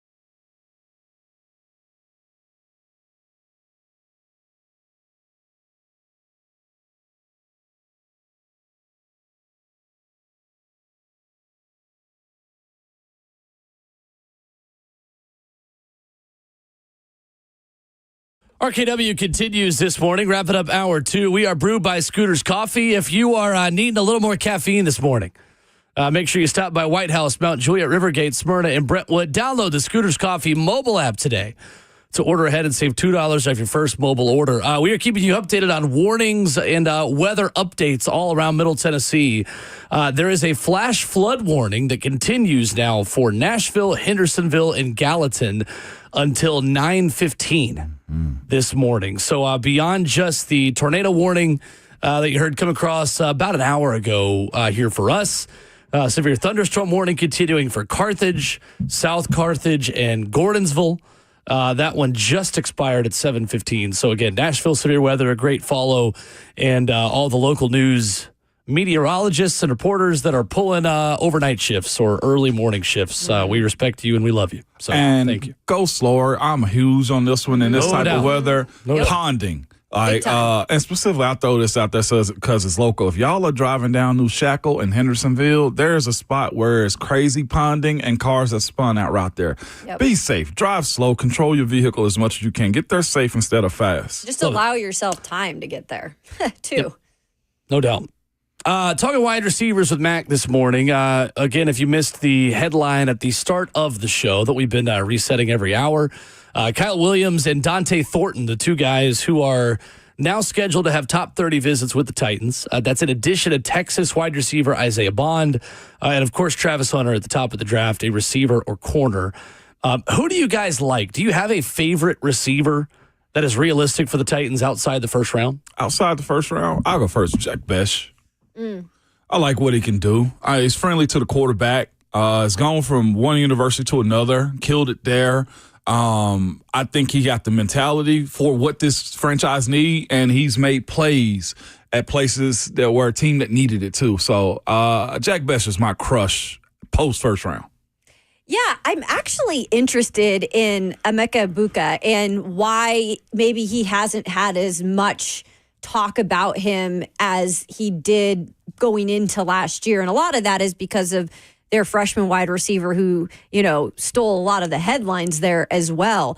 In a second round pick, like Max said, you have an early second round pick. And if they do indeed decide to stick there and not trade back and get a couple more picks, I'd be interested in a guy like that. The caliber of wide receivers that come out of Ohio State. I believe Brian Hartline, there does a really good job with the development of them too. I do feel like that's a guy that wasn't talked about enough that you could see be an asset here in year one. I think he would transition well into the NFL. And then going deep into the belly of the draft, like Max said, I know you guys are sick of me talking about Washington State, but in all honesty, Kyle Williams, who's going to be on a top 30 visit, if you've watched his film at Washington State over the last couple of years, he transferred from UNLV previously was where he was. This guy has a lot of quickness to him. He gets off that line of scrimmage really quick. If you go and look at any of the film, he is super impressive in that way. He can be utilized in short passes, but also the deep ball as well, just because of that speed. And he does have that connection with Cam Ward. And I wanted to mention one more thing about him in terms of a character guy. When he played in last year's bowl game, he was a senior. He had no business having to play in last year's bowl game. They were actually down most of their players from Washington State because the coach left, all the defense left. They played Syracuse in that game. And he got a lot of credit for going out there and playing that entire game when he did not have to. There you go. So Kyle Williams. Just a character thing. Emeka Egbuka and Jack Besh, actually, both of those guys would be, I think, good fits. So you talk about Egbuka, career receptions holder, school record holder at Ohio State. 205 career receptions. Wow. Think of all the good receivers that have come through Ohio State. He is the one who had the most catches out of all of them. Yeah. Mm-hmm. Also a guy who was a honorable mention all Big Ten kick returner, special teams guy in 2021. Again, punt returner, kick returner guy in 2022. I think there is value there on special teams beyond just what he could give you as a pass catcher. Team captain, 81 catches in 2024 for Emeka Egbuka, just over 1,000 yards, 12.5 per catch, 10 touchdowns. But I've been on the Jack Bech train for the beginning. Yeah, he's good. Partly because I do think he fits the mold of what Brian Callahan values in slot receivers. Because to me, he reminds me a little bit of Tyler Boyd. He is a bigger slot. He's 6'1", 214, 31.5-inch arms, 9-inch hands, 6'3", his grade from NFL.com, Lance Zierlein, which says will eventually be plus starter. Very similar grade to what Ibuka got himself. Second team All Big 12 last season at TCU. Frog. Led team with 62 catches, just over 1,000 yards, 9 receiving touchdowns. To me, what Cam Ward is going to need is a route technician to be his best friend over the middle and in the intermediate passing game. And that is why I lean towards Bech more so than some of the smaller, faster, deep threats. While, yes, I do believe this wide receiver room needs to get faster, I'm valuing someone that can be the over-the-middle, check down, short, against a safety or a linebacker type. And Bech, who's almost like a small tight end or just a big wide receiver in the slot, I think fits that criteria perfectly. I got a compliment to him, too, then, if that's the case. Hit me. One or the other, Pat Bryant out of Illinois. Yeah, okay. That's another one. His just real quick, 2 sentences from him real quick on our summary. Bryant would thrive in systems favoring ISO routes and boundary work where his technical savvy and length creates natural advantages. His advanced understanding of leverage and route running nuances fit seamlessly into timing-based offenses and can create one-on-one matchups outside the numbers.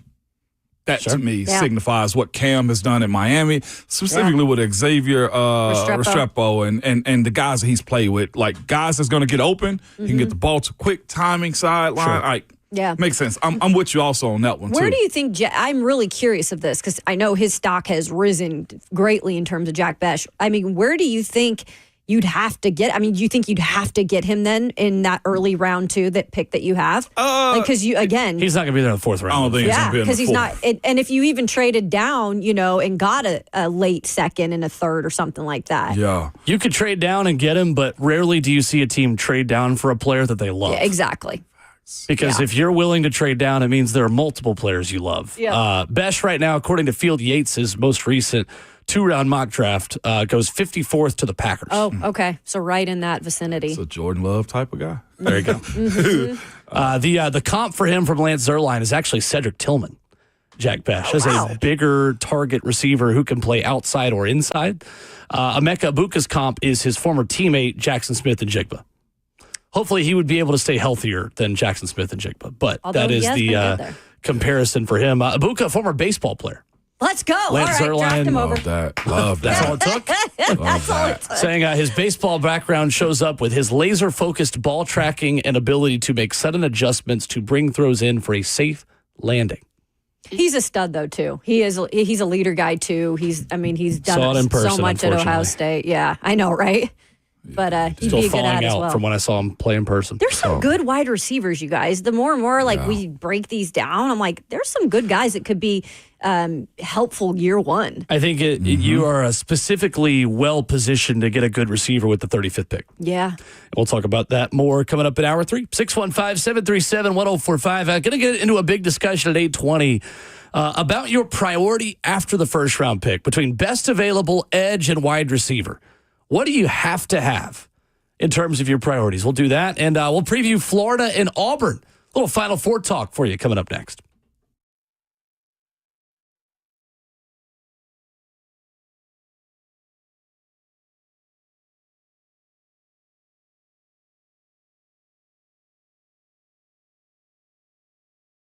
It's Ramon Foster for Two Rivers Ford, man. I've got a huge announcement from Two Rivers Ford. Just saying, Two Rivers Ford is now offering employee pricing for everyone, which is clutch because I got some in my eye right now that I need to be telling them about. That means you pay what they pay on almost every new Ford on the lot. And at Two Rivers Ford, what you see is always what you get. They don't do things like add expensive accessories or tack on service packages to increase the price of the vehicles. No, Two Rivers Ford is upfront and honest every single time, and now they are offering you employee pricing.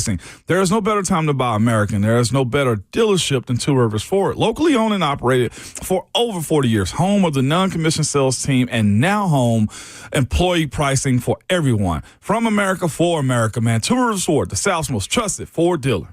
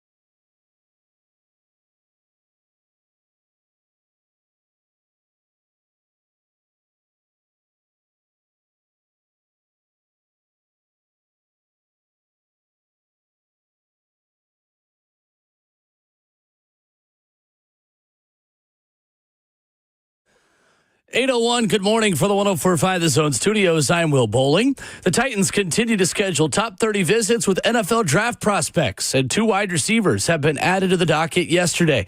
ESPN's Teron Davenport reports that the Titans are scheduled to host former Vol Dante Thornton. A to Z's Easton Freeds adds that the Titans will also visit with former Washington State wideout Kyle Williams. Thornton caught 39 passes for 885 yards in 2 seasons at Tennessee, averaging just under 23 yards per catch. Williams played 1 season with quarterback Cam Ward in 2023. Last night on the Diamond, a Shohei Ohtani walk-off home run pushed the Dodgers over the Braves 6-5. Atlanta led 5-0, but ultimately could not hang on for their first win of the season. The Braves are now 0-7. LA is 0-8. They're the first defending World Series champion to ever start 8-0. For all your foundation repair and waterproofing needs, visit USSTN.com. Breaking news at once on your home for the Titans and Vols. This is 104.5 The Zone.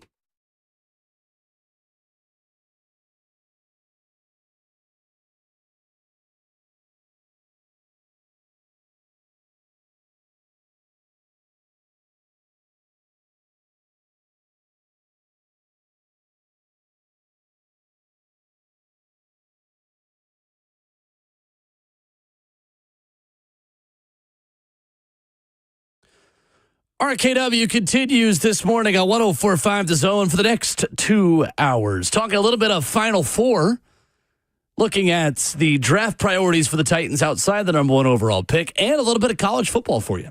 Coming up at 9:20 this morning, we'll tell you whose stock is up or down in SEC spring practices. Full crew here: Ramon Foster, Kayla Anderson, and Will Bowling. We are brewed by Scooters Coffee as always. Make sure you download the Scooters Coffee mobile app today to order ahead and save $2 off your first mobile order. I can go ahead and tell the Mount Juliet location. You will be seeing me today. Man, absolutely. On my way to Knoxville for track and softball this weekend on SEC Network Plus, and that is my new tradition. Every time I drive to Knoxville, I see that North Mount Juliet Road location. I scoot on down. I get me some caffeine. I get me a cinnamon roll, and I'm always very happy. So Scooter's greater than Buc-ee's. Scooter's greater than all. On this show. I don't know the name of any other place to stop. All I know is Scooters. Yes, indeed. If I could put that coffee in my car to fuel it, I would do that too. I stopped at the White House location on Monday. I needed it. God, I needed it in the worst way. I ended up getting that sugar-free caramello. Caramello, how y'all say it? Caramelicious. Caramelicious. That's what it was. It was the delicious part. I was like, can I say that out loud? Yeah. Yes, I can say it out loud because it was good. Yeah. It was the caramelicious. You hear me? It was phenomenal. I like it. Yes, Real indeed. quick, you know what advertising does too with them? Because What's that? they've been advertising this Lucky Charms latte, which I haven't tried, but I think I'm going to have to because every time I'm at the grocery store now, I go down the cereal aisle and I'm like, should I get Lucky Charms? You should get Lucky Charms. Because I think of Scooters. Always is yes. They're magically delicious. Yeah. Should always get Lucky Charms. The answer is You yes. said they're magically delicious. That's the commercial. Get out of The here. little leprechaun, yeah. I used to think they used to give me good luck. I had a teammate. Real We're quick. totally off track now. As a pro, as a professional, would eat Lucky Charms before every game because he thought it brought him good luck. It's that We'd be DK best Metcalf friends. diet. Seriously. I was just like, why are you eating Lucky That's Charms? great. It brings me good luck. I Were think you a that's good amazing. diet person as an athlete? As an athlete, somewhat. I had to be. No, Yeah. not really. You like I'll be that honest with you. lion. See, Hell that's no. how you know the difference No. between good athletes and people that just showed up to practice every day. Because I was not naturally gifted enough to eat like crap Yeah. and still perform well.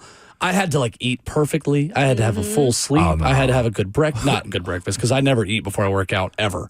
It's always after. But oh gosh, I hated people like you. No, People absolutely that could Whatever just they eat wanted. whatever they wanted. Like I Yeah. had my first ever cross country meet. It was actually, or my second ever one was actually in Nashville. Yeah. And we were at the over at Vaughn's Gap off Highway 100 and just down there. And my roommate for the trip ordered a pizza 2-hour hotel the night before the race. and I wouldn't still do that. was like All right, Michael Jordan. was like minutes better than me. And I'm sitting there like, I ate so well. I had all the carbs the night before. I got good sleep. You're up late watching TV and you are ordering a pizza to the room and you're still so much better than me. That's when I knew that was not the sport for me anymore. Yeah, man. I was going to go pro in something other than sports. You learn, man. But nah, I wouldn't like that. Absolutely not. Like pizza beforehand, no. It was steak. It was could do worse pasta. than pizza, It but- was, we got it in. The one thing I stayed away from as much while I played was drinking. I saw in college guys that partied and drank a lot, and those guys always stayed injured. Like if I was gonna have an adult beverage, it was mostly in the off season. Like we weren't trying to get plastered. I couldn't function. I would cut out soft drinks in season because I love a soft drink, and I wouldn't drink any soft drinks when I was in season, which we're the only sport that's in season the whole school year. So it's Right. Kind of makes So it's pretty much the whole year. You're not because you're drinking across soft. indoor track and outdoor right. track if you're a distance runner. But anyway, Yeah, I no, digress. I didn't really start drinking sodas like that really until like I got into these zeros. Like I'm a sucker for a Seagram's fruit punch Me zero. too. Me It is too. so Everything good. the fruit zero, splash. I love that. And fruit I try to splash. taper it down now. Like That one's not so a sucker good. for it. I just occasionally I have one. Yeah. Florida and Auburn, Saturday night from San Antonio in the Final Four. Someone from the SEC will play for a national championship. I am curious, who are Tennessee fans rooting for in this game? For me, Pick your poison. Yeah. Tennessee fan Is it here. a flip of the coin thing? Genuinely, I would say Auburn because they've never won one, and Florida's going for their fourth. That's the only reason I'd say I that. lean Florida I'm personally. leaning Florida too. Because of Bruce Pearl? No, I like Bruce. I do. I genuinely do it's- like Bruce. I'm just more accepting of Florida because I feel like Florida's got a little bit of the underdog in them, and Florida, I feel like it's just how they be underdog in a better team. But that's how I feel about They're them. they're both top seeds. It's, but Auburn's yeah, they number are. one. I don't know. I have some Auburn fatigue sometimes. That's You just why haven't won just a lot, though. living here. When did it? living here. I was going to wonder, like, when did it start? I do genuinely believe that Auburn is the second biggest fan base in Nashville in the SEC. I fully 100% believe that. Yeah. Maybe it's just the circle I'm in, but I think if it's the size of every SEC fan base in this city. I think Auburn's 2 and Alabama's 3. I really do. I can see that. I think Florida wins this game, despite what who I'm rooting for. I'm not really rooting for anybody in it. I'm kind of rooting for the refs. I just think I think Florida is uniquely positioned to stop what Auburn does best. And it's going to come down to Auburn making a lot of jump shots and a lot of threes against those Florida guards who they just bury you. Yeah, they have had a kill shot run like in every game over the last couple of weeks. They were down 9 with 3:14 left against Texas Tech. They end that game on an 18-4 run. They outscored Maryland 47-33 in the second half. With Tennessee, tie at 16 with 11:30 left in the first half. 8 minutes later, they had a 12-point lead. That spurt ability, to me, is significant enough where I think they have the edge in this game. I think it's going to be a really tightly contested game, and I do think this is the game when you're in the Final Four, guys. We talk about stars having to step up, and we saw Walter Clayton Jr. do it at the end of that game when Florida put that big comeback against Texas Tech, right? So I feel like you've got to have him step up. I also think on the opposite side, and Janai Broome, how healthy is he? He didn't practice on Tuesday or Wednesday, according to Bruce Pearl. How healthy is that elbow? Because he's going to have to be a key factor in this. And if it comes down to the little details, the one thing I'll say is Florida has been really good in terms of the offensive boards. And if they don't get those first chance opportunities, they're big enough and they've been able to be better in terms of rebounding. I think they're 4th in the tournament in terms of rebounding. It's really what's kept them alive in some of those games. I think they had the little bit upper hand in that category too. Man, the guy that does it for me, one, of course, Walter Clayton Jr. is who he is. Will Richards who he is. You name that group, they have a solid group, right? The one that does it for me is the guys coming off the bench, man. And I noticed him in Knoxville, even when the Vols beat him, I was just like, you better watch 11. Denzel Aberdeen is a spark plug for them, and I feel like that is a huge compliment, Will, to that guard play that they have, and Kayla to that point to where they just score in droves like that. Like, he ain't a big scorer like that, but he is a guy that you notice on the court as far as defense for them, as far as energy for them, to where whenever Walter Clayton Jr. comes out of the game, like, they have the ability to sustain what they're trying to do. In that Knoxville game where the Vols beat him by 20, I just kept looking at him, was like, why is he not on the court more? And as of late, he has been. He's getting more minutes by the game that he's playing, and it's the small stuff that I think he's doing. He's not lighting up the box score as it pertains to his role, but, like, his ability to be a guy that sustains what Florida wants to do over the course of the games, I think is a sixth player that gives them what they're looking for whenever they're trying to go on runs the way they do. Just for me, Condon and Chinyalu are the perfect defensive matchup for Janai Broome and Dylan Cardwell. And I like the length and the physicality of Florida's bigs inside, which you have to beat Auburn. Yeah, you do. You have to. You have to rebound their missed shots and not allow them to recycle it and take another three after they miss a shot at the rim, because they do that so much to you.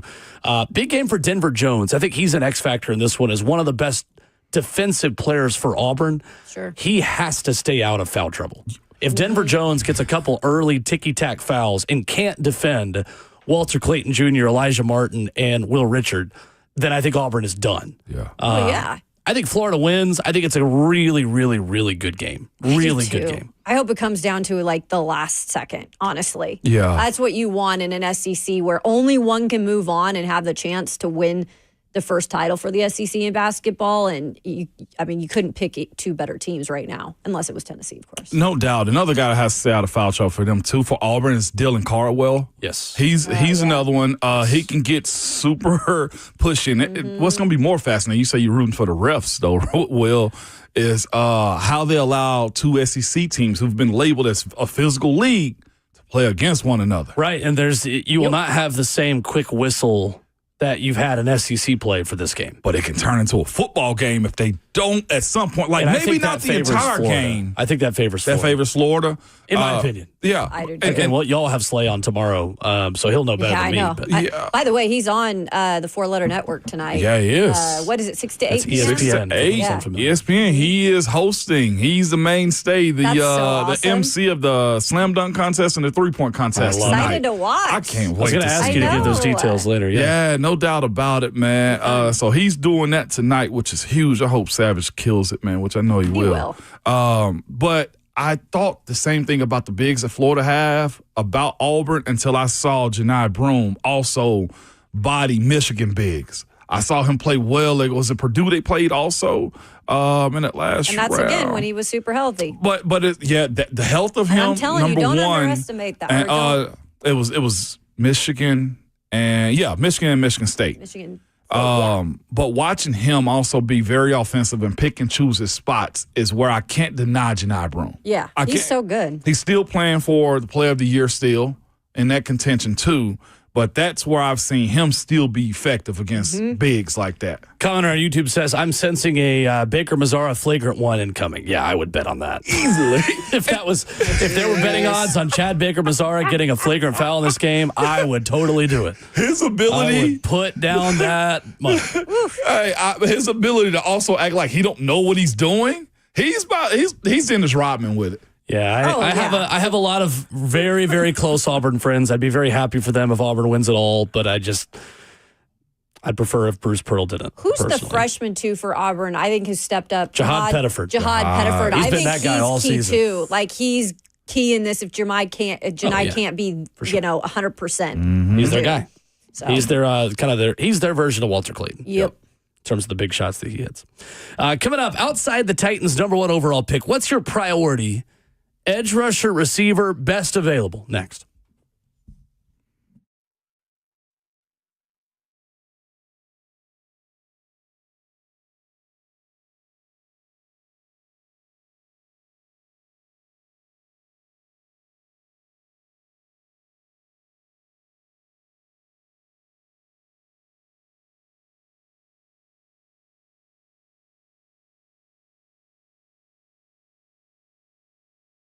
It's Ramon Foster for the Wellness Institute of Nashville. Good people, man, I just want you to listen up. I know a lot of folks deal with and don't really get it checked out. Back pain. You have nerve. You have pain going down your right side, your left side, or you feel something in your neck. One thing about the spine is this. All of your nerves go up and down. And so if you're having issues with it, go get it checked out, man, at the Wellness Institute of Nashville. Dr. Mitchell and Dr. Asher just want you to get better. It is that simple, y'all. There is no gimmicks about it.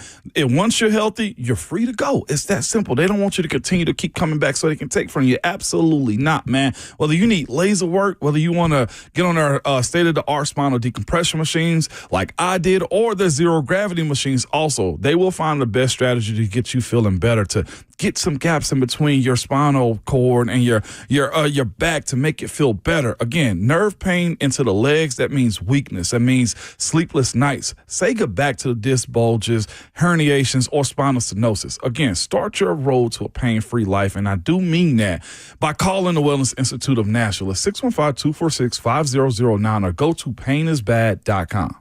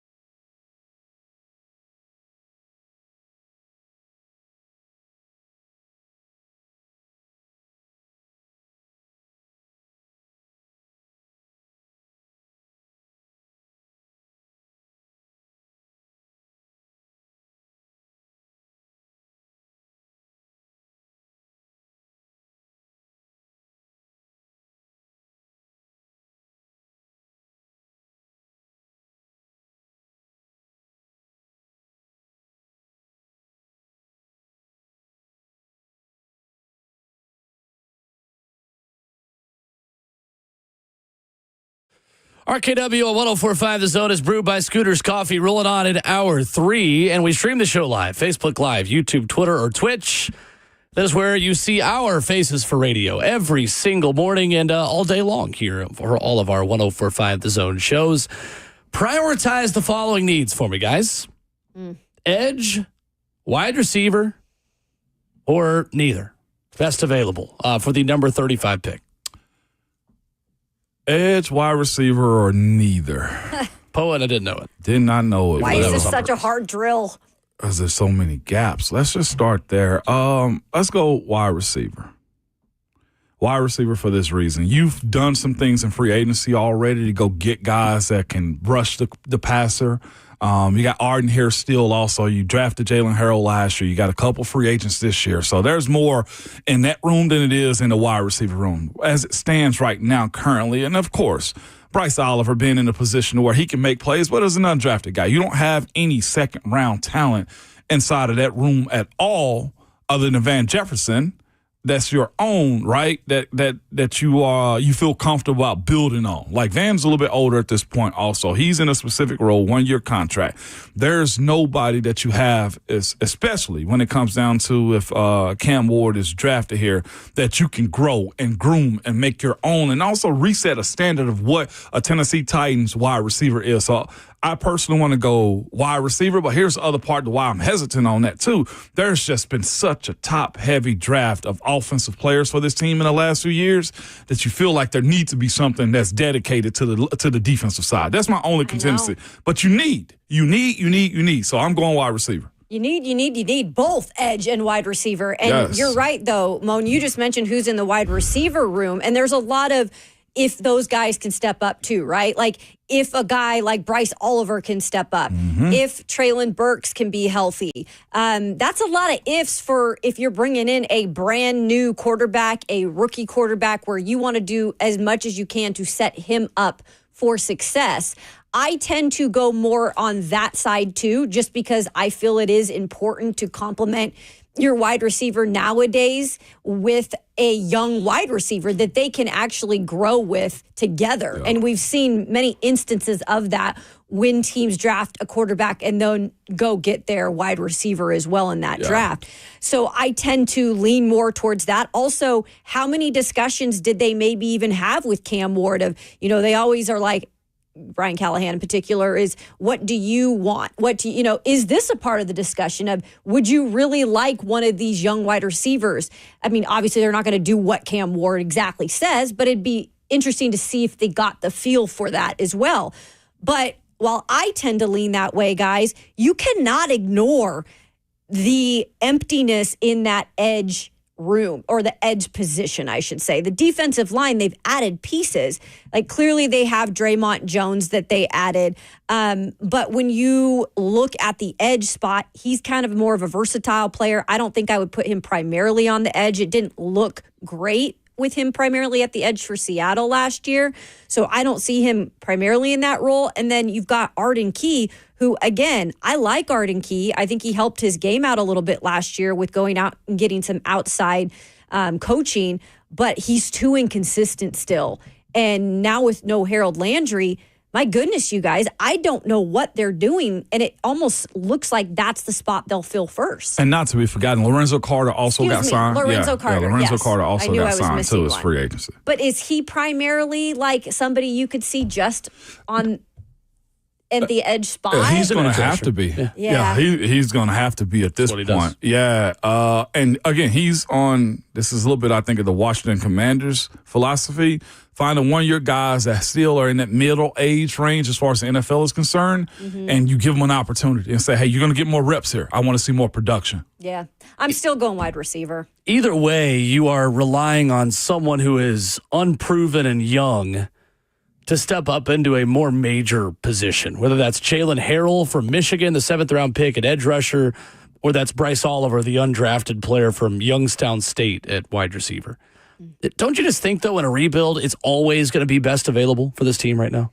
Isn't it going to be best available as it stands? Heck yes. It has to be. I just think it depends on who falls to you. Well, if Luther Burden is available with the number 35 pick, How do you compare that to if, for some reason, Mike Green makes it to you at 35, the edge rusher out of Marshall, or Ezaraku, the edge rusher with 16 and a half sacks at Boston College last year, or it's Emeka Ibuka at wide receiver from Ohio State making it to you. And, Easton Freeze said yesterday he would eat his shorts if he doesn't go in the first round, which Simpsons? Easton, don't make promises you can't keep, buddy. Hey, we're going to make you do it. You could ask the poop guy at Florida State how that went for him when he didn't follow up on a bet.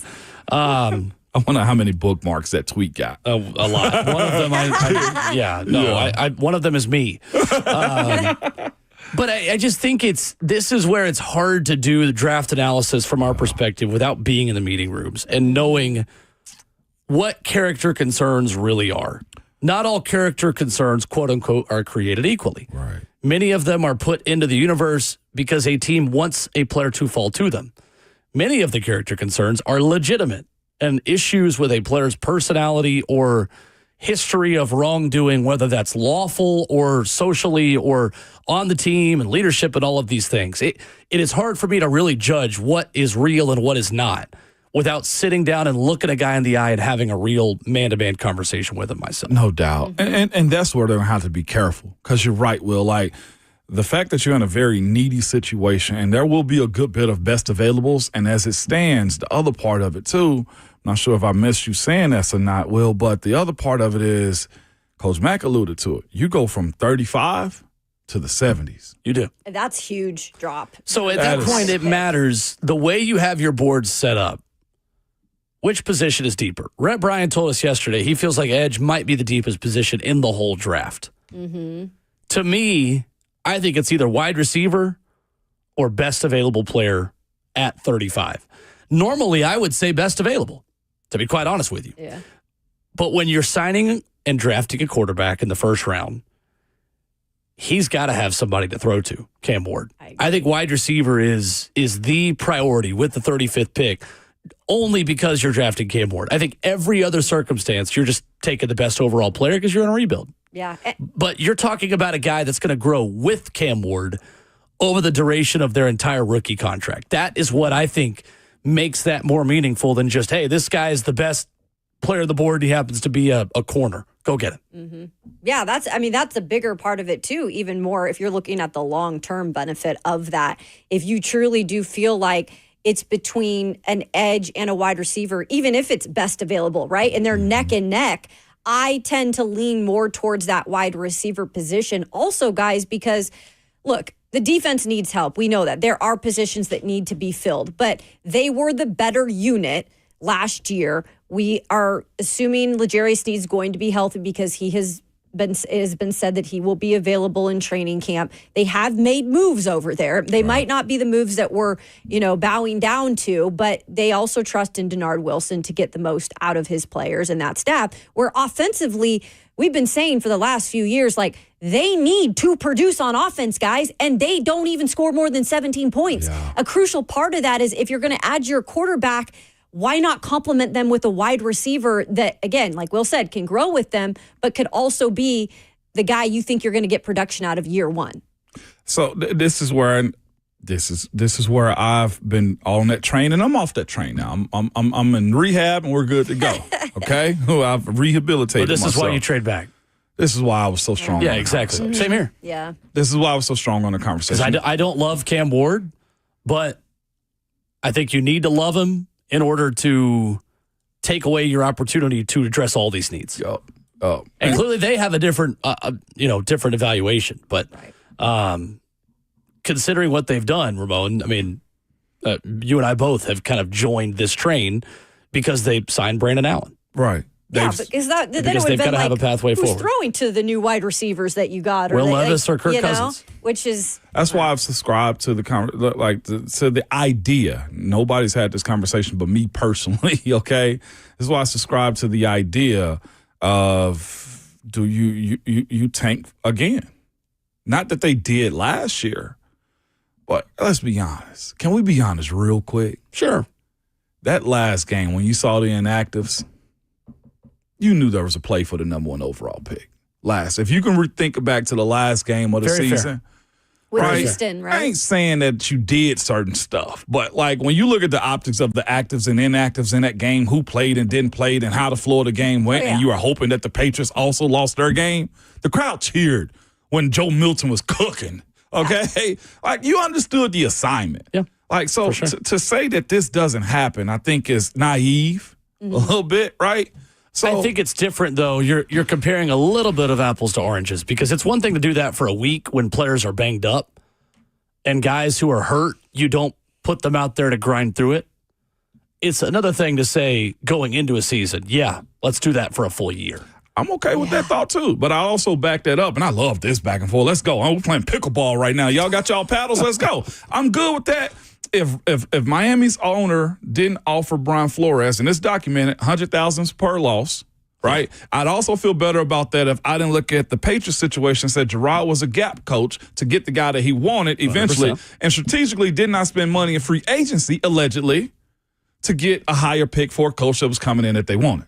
That's the only game I play, and we've heard suck for luck. Teams do it all the time. I get that. It happens. But the Titans are also saying, hey, we're trying to turn around what we are as an organization. We're trying to be taken seriously. You know, they've done a lot of things to try to And I'm not saying they are. I'm just painting the picture that what could happen. Of it does happen. I also think, too, guys, is like, again, you go back to the whole conversation. If you have that opportunity to give Brian Callahan a real chance at continuing to try to do the development thing with the quarterback, this is the chance to do it now, because I don't think he'll be here next year if they were to get even some vet that comes in here and they're still crappy and they tank and they get, the number one pick next year. I think he will get a little more leeway with Cam to help develop him. So I think that's also something. I don't think they want to fire Callahan. They want to be able to keep him here and start to build something with this group. And so that's the other part of it, too, if they're trying to take themselves seriously. So the reason why I'm going receiver versus best available with the 35th pick is I would rather go 4-12 and Cam Ward be good than 5-11 and Cam Ward not get better as the season goes. That's fair. Mm-hmm. Like, honestly, if the Titans are 5-11 next year because Cam Ward is not great, doesn't have anyone to throw to, has Calvin Ridley and, guys that are on milk cartons. Van Jefferson. And the defense is decent because you draft some good defensive pieces. I'd rather lose more, but Cam Ward is great. And, the defense kind of ruined it for us. Like, this season is not about being immediately competitive. This season is about answering major questions at quarterback and figuring out if you have a franchise quarterback in Cam Ward. Mm-hmm. That's right. That is why I'm going receiver at 35 as my number one priority, with the caveat that if on your board with what you know behind closed doors with info that we don't have, you feel like there is a best available option that is head and shoulders above what you could get at receiver, that's still something that you do. But I think receiver is your plan A, as long as that fits with what you have with your board. I do, too. I think that's the best. You got to improve your offense. You've got to give your rookie quarterback a chance. You do that with taking the best available player at that spot, which is a wide receiver. So at that point of the draft, we're talking Emeka Ibuka. Mm-hmm. We're talking maybe Luther Burden. Sure. If he falls. Would you be in on Luther Burden in the second round? Absolutely. I would. It's interesting with me with him, why his production fell off so much from 2023 to 2024. Really interesting, his whole story, and I'd be interested to dive more into that. But he's another guy that you're going to have to surround with the right leaders, with the right culture, with the right voices, understanding that, yes, diva receivers win you games, but can you surround that diva receiver with the right advice and with the right people that keep you from, letting that harm you versus help you? Yeah. Was his so what was the character hit with him? I think, and what's fascinating about his situation, from my understanding, it's not directly him. It's his people. Yeah. I think that's the case for a lot of these guys. Yeah. Unfortunately. It's not him. Because we're living in a world where agents are just like, mom and them. Yeah. Yeah. You're for lack of a better term. Like, yeah. you don't have to be an accredited agent to live in that world in college football. So let's read the Go Long TD Bob McGinn thing on Luther Burden. Okay. Nation's number one wideout in 2022. Hails from St. Louis. You wish you had bigger and faster for outside, but he's a good enough player to do it. He's probably most effective in the slot. There's some really strong comparisons to Deebo Samuel. Great hands, really natural after the catch, vision, elusiveness, strength, toughness. One of the worst practice players you have ever seen, but his talent on the field makes you take notice. There's times when his routes are lacking, but it's more like effort and discipline than talent. To his credit, he's been super productive. Even with quarterback troubles, he was pretty productive. He's a really good slot receiver that can give you some outside, but then with the character, I don't know how you can draft him in the first round. That's one scout on Luther Burden to Bob McGinn of GoLongTD.com. Wow. He sounds like a guy to me that's more talented than he is a hard worker. Sure. I worry about guys like that in the NFL. Yes, sir. I do too. Yeah, I've heard that be the case. You're more talented than you are a hard worker. Are you willing to take it up a notch? Especially on a team like this, guys, where there's not a lot there. So, again, you're going to be asked to be a very critical piece of this Titans offense in year one. Like, there's no easing into this mentally, like, physically and in the classroom. You need to be able to do the work at the top tier, in my opinion, to be that good. To your point about his camp, real quick, another scout tells Bob McGinn, he's a 5-star. They kiss his butt for 3 years just to keep him there. The girlfriend is his manager. The mom is a problem, but he's a good player on Saturday, and he's very ordinary Monday through Friday. That's an area he's really going to have to improve. I thought his tape from 23 was better than 24, but I also thought the quarterback play was a little better a year ago. It's a lot of stuff that happens like behind the scenes that don't like get to the papers, to the press, so the whole truth doesn't come out. Yeah. And his situation, I'm surprised that age or that scout said that, but like those are some of the things that happen. Like, again, these coaches in the college world have to over satisfy these 5-star guys. I mean, Missouri just lost one. Remember, it was a kid that left him this past spring to go to Winery. He got a bag from them as a high school senior. Sure did. Now he's in Nebraska. Yeah, he's in Nebraska. One year later. One question real quick. Could you potentially trade down from that 35, 38 overall in the second round? 35. Is that 35? And be able to get a lower second round and a third? No.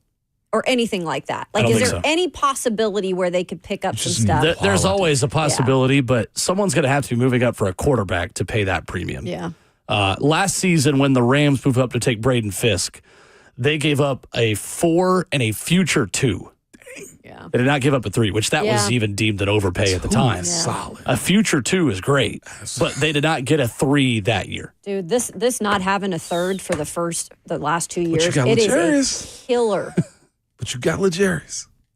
You didn't do anything last year. 615-737-1045. A lot of focus on wide receivers today. We'll give you more scouting reports from Bob McGinn's series at GoLongTD.com. Some interesting stuff on other wideouts. We'll also get to Chris in California. Your phone calls, 615-737-1045 next. Did you know you're overpaying for your health and wellness products? With over 20 company-owned brands offering its members vitamins, supplements, wellness, and skincare products, you're able to save up to 70% off retail. Members Nutrition can't change your life, but we can change the way you live.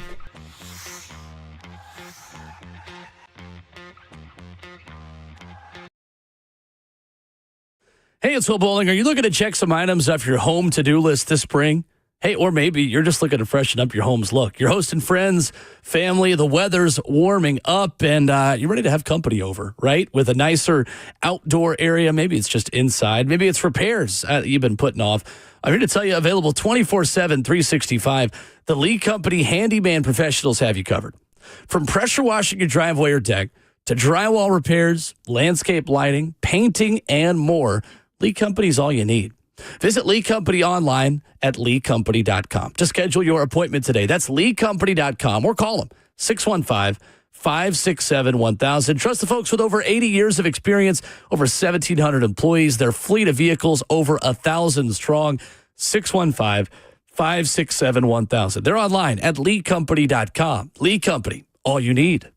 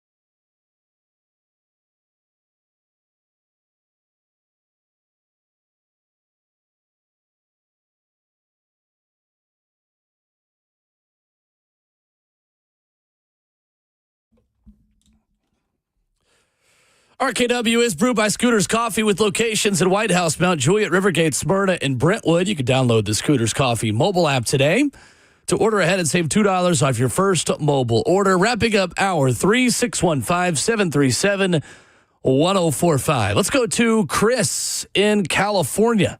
Next up. Hey, Chris. Hey, what's up, guys? How are you? Morning. Good. Man, my favorite radio show. I've got a question I've wanted to ask for a long time on this show. As a management group, our brand new management group we got for the Titans, is it worse if drafting Cam Ward at number 1 ends up being a bust, or trading back and then he ends up being a franchise quarterback, like a Jaden Daniels in Washington situation? He ends up turning him around, and we passed on that. Which is more damning that what sets the Titans back and what gets everybody fired? Really love your guys' show. I'll hang up and listen. Thank you. Thank you, Chris. Appreciate the call. I think either way, it's the same. I mean, the risk of either you draft him and he's bad and you could have traded back, or if you trade back and he ends up being a franchise quarterback, I mean, either way you spin it, people are getting fired. Yeah, I mean, that's kind of like a lose-lose situation in my eyes, too. I don't know if one is worse than the other. Right, because if you draft him and he's a bust, then, okay, you're going to have fans up in arms again because you can't get the quarterback position right, even with the number 1 overall pick. But then if you don't draft him, like you said, you trade down, you don't get your quarterback, he balls out. You're like, we had an opportunity to draft him at number 1 overall. And if we can't get number 1 next year, who knows if there's trade partners to move up and get your quarterback? So it's a really difficult flip of the coin one for me. If I had to guess, I would say the bigger risk would be him going somewhere else and balling out. Because if he comes here and stinks, you could at least just draft another one. Yep. Yeah, as far as wide receivers go? Quarterback. Yeah. Let's just draft another quarterback. Yeah. Like if he's bad, you're going to have another high pick and you can just go get a different one. Arizona did it. If you trade back and are still bad, but he goes and is a stud for the Giants, which I don't think would happen either. That's going to be hard to bounce back from. Yeah, it will be. It's a franchise reset. It's like 5 years. But here's the other part, though, too. Every quarterback, for the most part, is coming out like every 3 years. Like, if you redshirt, you coming out as a redshirt sophomore. Or, like, you do your 3 years and you get out. So the influx of, like, the amount of quarterbacks coming out, you're going to have one. It's a matter of, like, I'm thinking about Tua's situation in Miami. Like, I felt like for a while he was spoken about like they're about to draft a new quarterback until they figured out the offense to work for him too. So that also plays a part into his success. And also, like, having the it gene matters. Yeah. And that's where I do feel like Cam excels in. Like, he has the ability to make plays, and you've seen him do it. And that's why I'm of the mindset, it's like every great quarterback I know has always wanted more weapons. This year, you don't have a whole lot of it, especially even in-house as it stands. Right. That's fair. Totally. Yeah. It's a hard question, though. Mm-hmm. Certainly. It's a what if. Either way you spin it, you're know, taking a major risk with the number 1 pick. Which receiver do you guys want a scouting report on? Dealer's choice. Which receiver do we want one on? Any receiver in the draft. Ooh, okay. Who do you want to learn about? From Bob again. Give me Emeka Egbuka. Emeka let's hear from him Egbuka first. is on this list number 4. Because I'm trying to figure out for a guy that was as rated, he was like, did Carnell take away from him, and did the freshman take away from him? The freshman got all the headlines. Jeremiah Smith. How did I I think forget anybody his who name? watched Ohio State, though, I mean, he still led them in Egbuka receptions. was still good. Yeah. He led them in receptions. He's the career receptions leader in the history of Ohio State football. He's a dog. Emeka Egbuka. So played 50 games over 4 seasons as part of college football's finest stable of wideouts. Bob McGinn writes, quote, he'll never be a number 1 in the NFL because he's not quite the burner that you want. One scout says he's got really good hands and great instincts. He's got good vision, and he's physical with the ball in his hand. He's tough. He's just not a speed demon like the guys we've known down through the years. Second round makes total sense. Good football player. You can put him at X or the slot. You want him as a matchup problem because he's got size and he's physical. That, to me, sounds like A.J. Brown's scouting report coming out of Ole Miss. Productive player, been around, a lot of catches, not a burner, physical, good hands. Leads the Buckeyes in career receiving yards with 2,868, surpassing Michael Jenkins, Chris Olave, David Boston, Marvin Harrison, Devin Smith, Santonio Holmes, and Garrett Wilson. Jeez. His 205 receptions also rank first. His 24 touchdown catches tied for 7th. Quote, he's a solid second rounder, a second scout said. There's no flash to him or anything like that. He's a second or third receiver. I don't think he's a go-to guy. He doesn't make anything wow. 5-star recruit from the state of Washington and a town that I cannot pronounce. He's like Jackson Smith and Jigba, but not as good, a third scout says. He's a slot guy, not very explosive, good hands, not much run after the catch. He's okay. He's a third guy. Career average 14 yards, also averaged 5.1 yards on 19 punt returns and 28.2 on 11 kickoffs. Mm-hmm. Not fast, but a punt returner? Yeah. Just shifty then. Shifty. You can just say he's from Tacoma. That works too. It's What's this? What is this? Steeler Coons? It's the high school he went to. Yeah, it's in Tacoma, Washington. Yeah, I couldn't tell you where any of those places are on a map.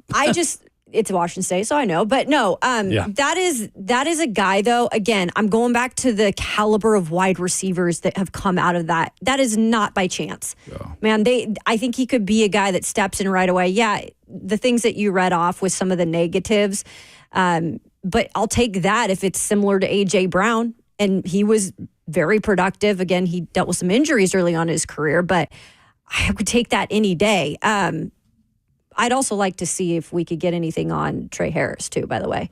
Trey Harris? I was going to do Jack Besh next real quick. Okay. We got a question for him on Facebook Live, and he's my guy, so I want to read about him for a moment as well. Jack Besh, 6'1", 214. One scout says about Jack Besh, I thought he performed above his real level at the Senior Bowl. He's a really sound slot receiver. He's a zone guy. He's not going to separate with speed or quickness, but he's got football know-how. He'll kind of work his way open through his strength and size. He'll catch everything. He's super competitive. I don't think Besh can really run third round at best. Again, this is the kind of guy you get if you trade back. Played his first 2 years at LSU, leading the Tigers in receptions as a freshman with 43 and 45 career games, 133 catches, 1,800 yards, 13 touchdowns. Quote, he's a little bit all over the place with his body, but he's a gamer, a second scout said. He's got a big radius, and he goes and gets the ball. He's aggressive. He's physical. Looked like the Alec Pearce kid that plays for the Colts. Quote, I liked him better than Pearce coming out. A third scout says, reminds me of Cooper Kupp.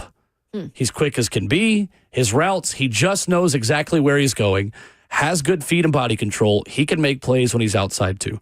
That is just a quarterback's best friend. That is why I am so in on Jack Besh, is I think he is the technician, catch radius, throw it to him, he's going to catch it, blanket, safety net. And for a quarterback, you're trying to coach terrible moments out of in Cam Ward in terms of rolling out and chucking it deep. Give me a safety blanket that encourages Cam Ward not to go Superman mode all the time. And you wonder then where that he lands on their draft board in terms of best available, because there are so many wide receivers. Like, it's almost like what exactly is their fit that they want there, and where does it lie? Because with the 35th overall pick, that is early on in the second. Yeah, you reading that, I heard Mike Vrabel. I heard Patriots. Honestly, I'll be real with you. Yeah, I heard that when you read that. The dream scenario would be you trade back, you pick up another 4, and you are able to draft Jack Besh around pick 50. Mm-hmm. But again, if you really like him, just take him at 35. He seems solid, man. Like, honestly, he really does. It's not worth the risk moving down 15 picks. If you love him, take him. I guess another conversation at a later day. I'm not sure if stayed over air or not, but whose philosophy is going to work best?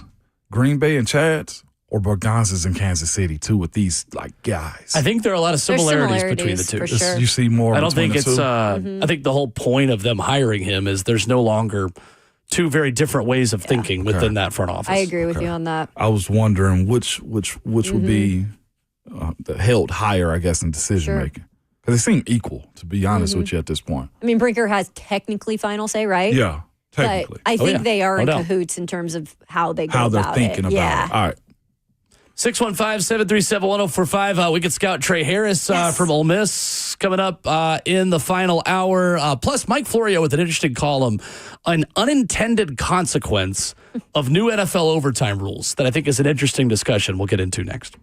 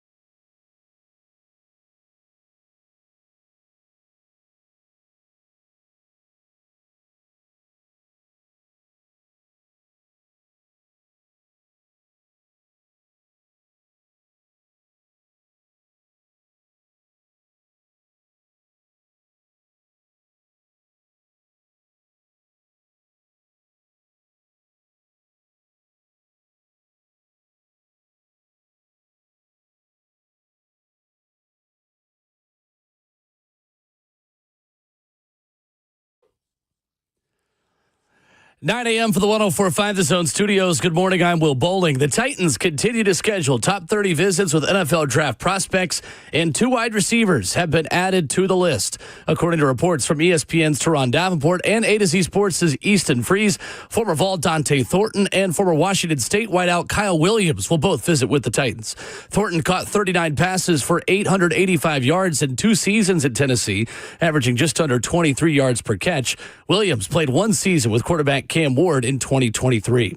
Last night of the Diamond, a Shohei Ohtani walk-off home run pushed the Dodgers over the Braves 6-5. The Dodgers erasing a 5-run deficit to advance to 8-0. That is a new best for a defending World Series champion in the history of Major League Baseball. The Braves, meanwhile, are 0-7. For all your foundation repair and waterproofing needs, visit USSTN.com. Breaking news at once on your home for the Titans and Vols. Now hour 4 of RKW. This is 104.5 The Zone.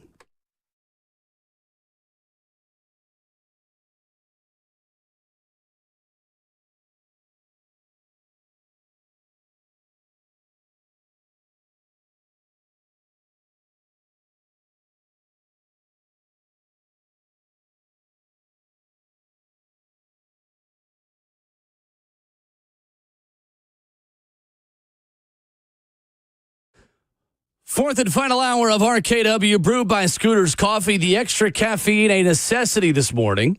You can go by locations in White House, Mount Juliet, Rivergate, Smyrna, and Brentwood to pick up your cup this morning, whether you're a protein smoothie person. Maybe you're wanting the breakfast burrito from Scooter's. Terrific as well. That maple waffle sandwich with the sausage, egg, and cheddar cheese. Just make sure you download the Scooter's Coffee mobile app today to order ahead and save $2 off your first mobile order. So the NFL overtime rules now in the regular season will mirror that of the postseason. 10-minute period where both teams get the opportunity to possess the football. Mike Florio writes at ProFootballTalk.com, there may be an unintended consequence, guys. With only 10 minutes, defenses are going to let teams score. And I totally agree with him. You think so? I totally agree with him. If you're starting to give up a drive where there's 4 minutes left of the game, 3 minutes left of the game, other team in the red zone, let them score. Let them score. 10 minutes is not the right amount of time to do this. And I think that's where owners messed up. So in the postseason, this isn't a thing, obviously, because there is no time limit, right? Right. Well, I guess there is, actually. There is a time limit. So maybe it is a thing there, too. But I think 15 minutes, you are most likely going to kick, allow the other team to have it. That way, if you get it back and you give up a touchdown, you can go for 2. You can go for 2. And you can win the game. Yeah, you can end it at that point. I think it's going to be a 1-year thing at 10 minutes. And in order to avoid this in 2026, they'll do a 15-minute period. I see ties even more so. Yes, you will. You will see more ties, in my opinion, too. I think you'll see more ties in that situation. And having played in a tie, that sucks. Yuck. I'll be honest with you. It is an incomplete feeling. I broadcasted a lot in the other kind of football. Yeah, you did. Football.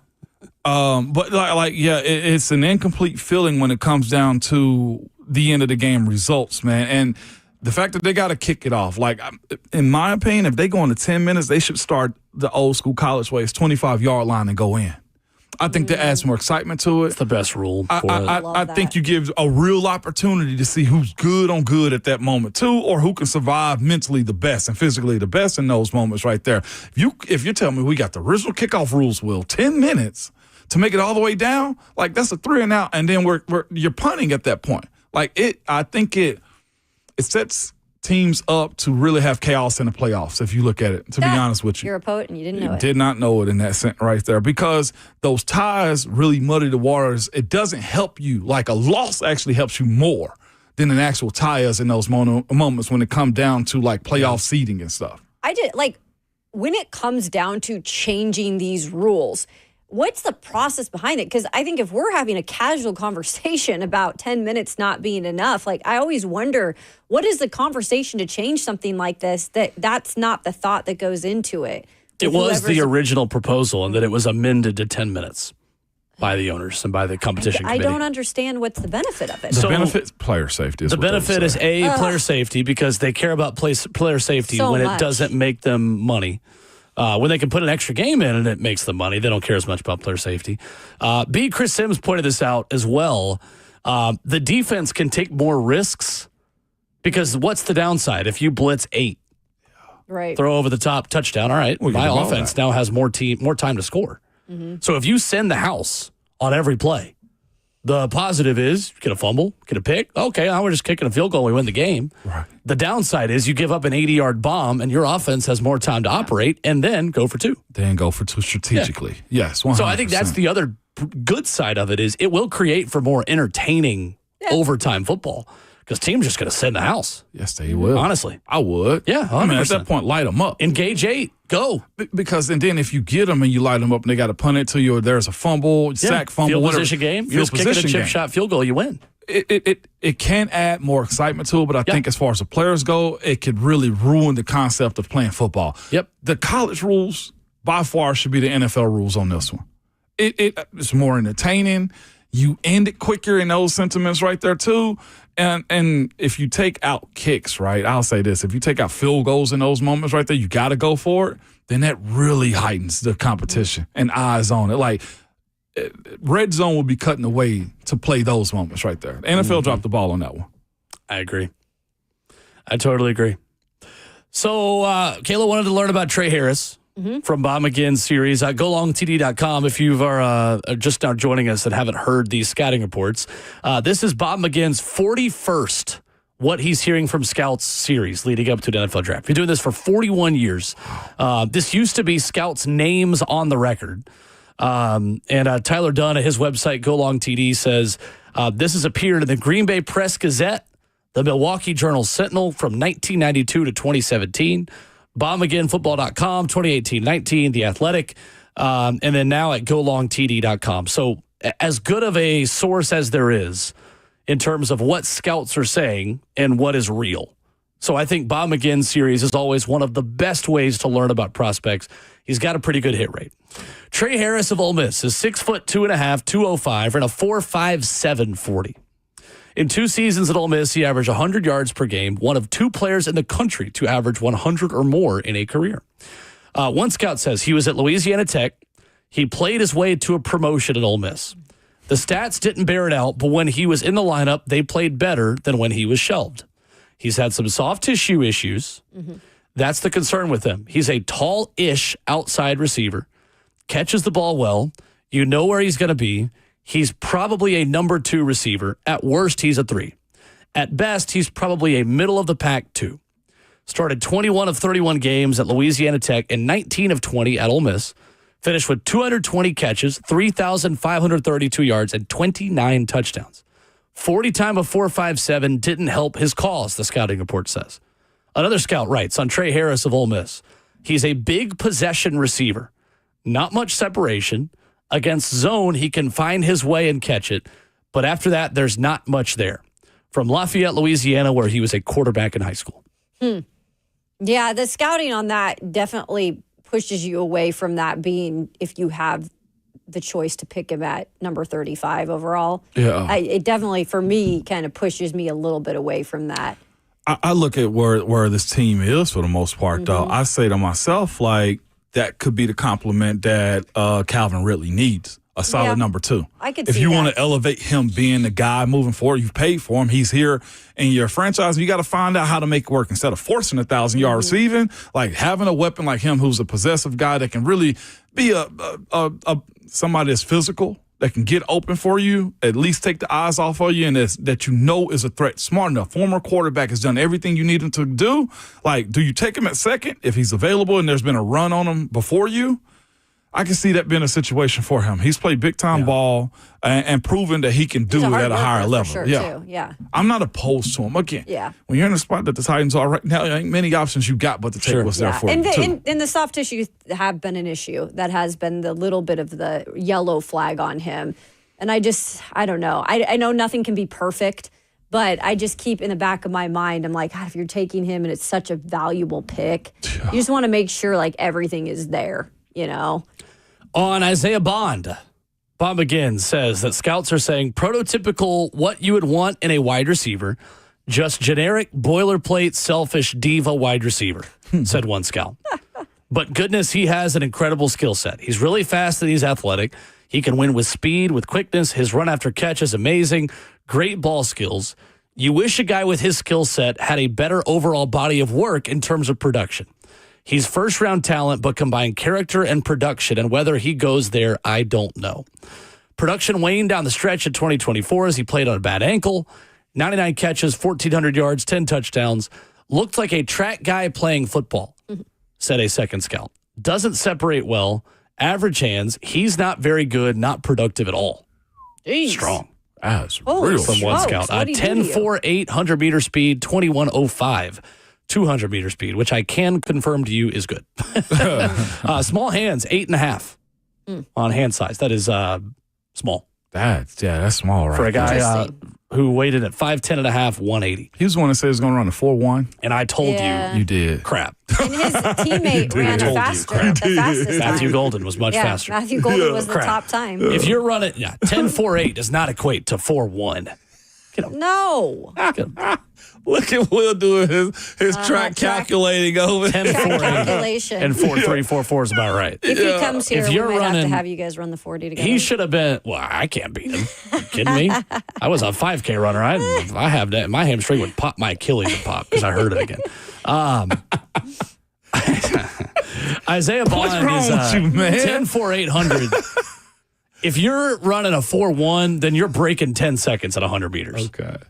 And he would have been in Texas Relays running for the Longhorns, which is a great track program. Great. Is it really? Very good. Well, the Very, Vols, the very, real very UT been crushing so much. I don't see Texas stuff like that. They're better than us in track. real Are they really? Yeah. Oh, they're incredible. They're incredible. You actually gave credit right there. They're I love so it. good. I Their love 400 runner they had last year. It is a good program. Electric. Whatever, man. Screw them. With that being said, though, man, he seems to me, man, he can get lost in the shuffle. Is the way I view him as a wide receiver. I think so too. I think he's going Toney- to struggle being a 2 or 3 somewhere else. I don't really like that. Kadarius Toney is kind of what I'm getting in that description of what you said. Like, the talent is there, but how do you really bring it all the way in? Right. Yeah. That's the reason he keeps getting jobs. He's a Super Bowl winner at this point right now. So he'll always have a job the way I feel about Isaiah Bond, but he really has to, I feel like, film, growing up, and also showing that he can get bigger as it pertains to, like, him being able to handle it. What? We got breaking news, I think. We do?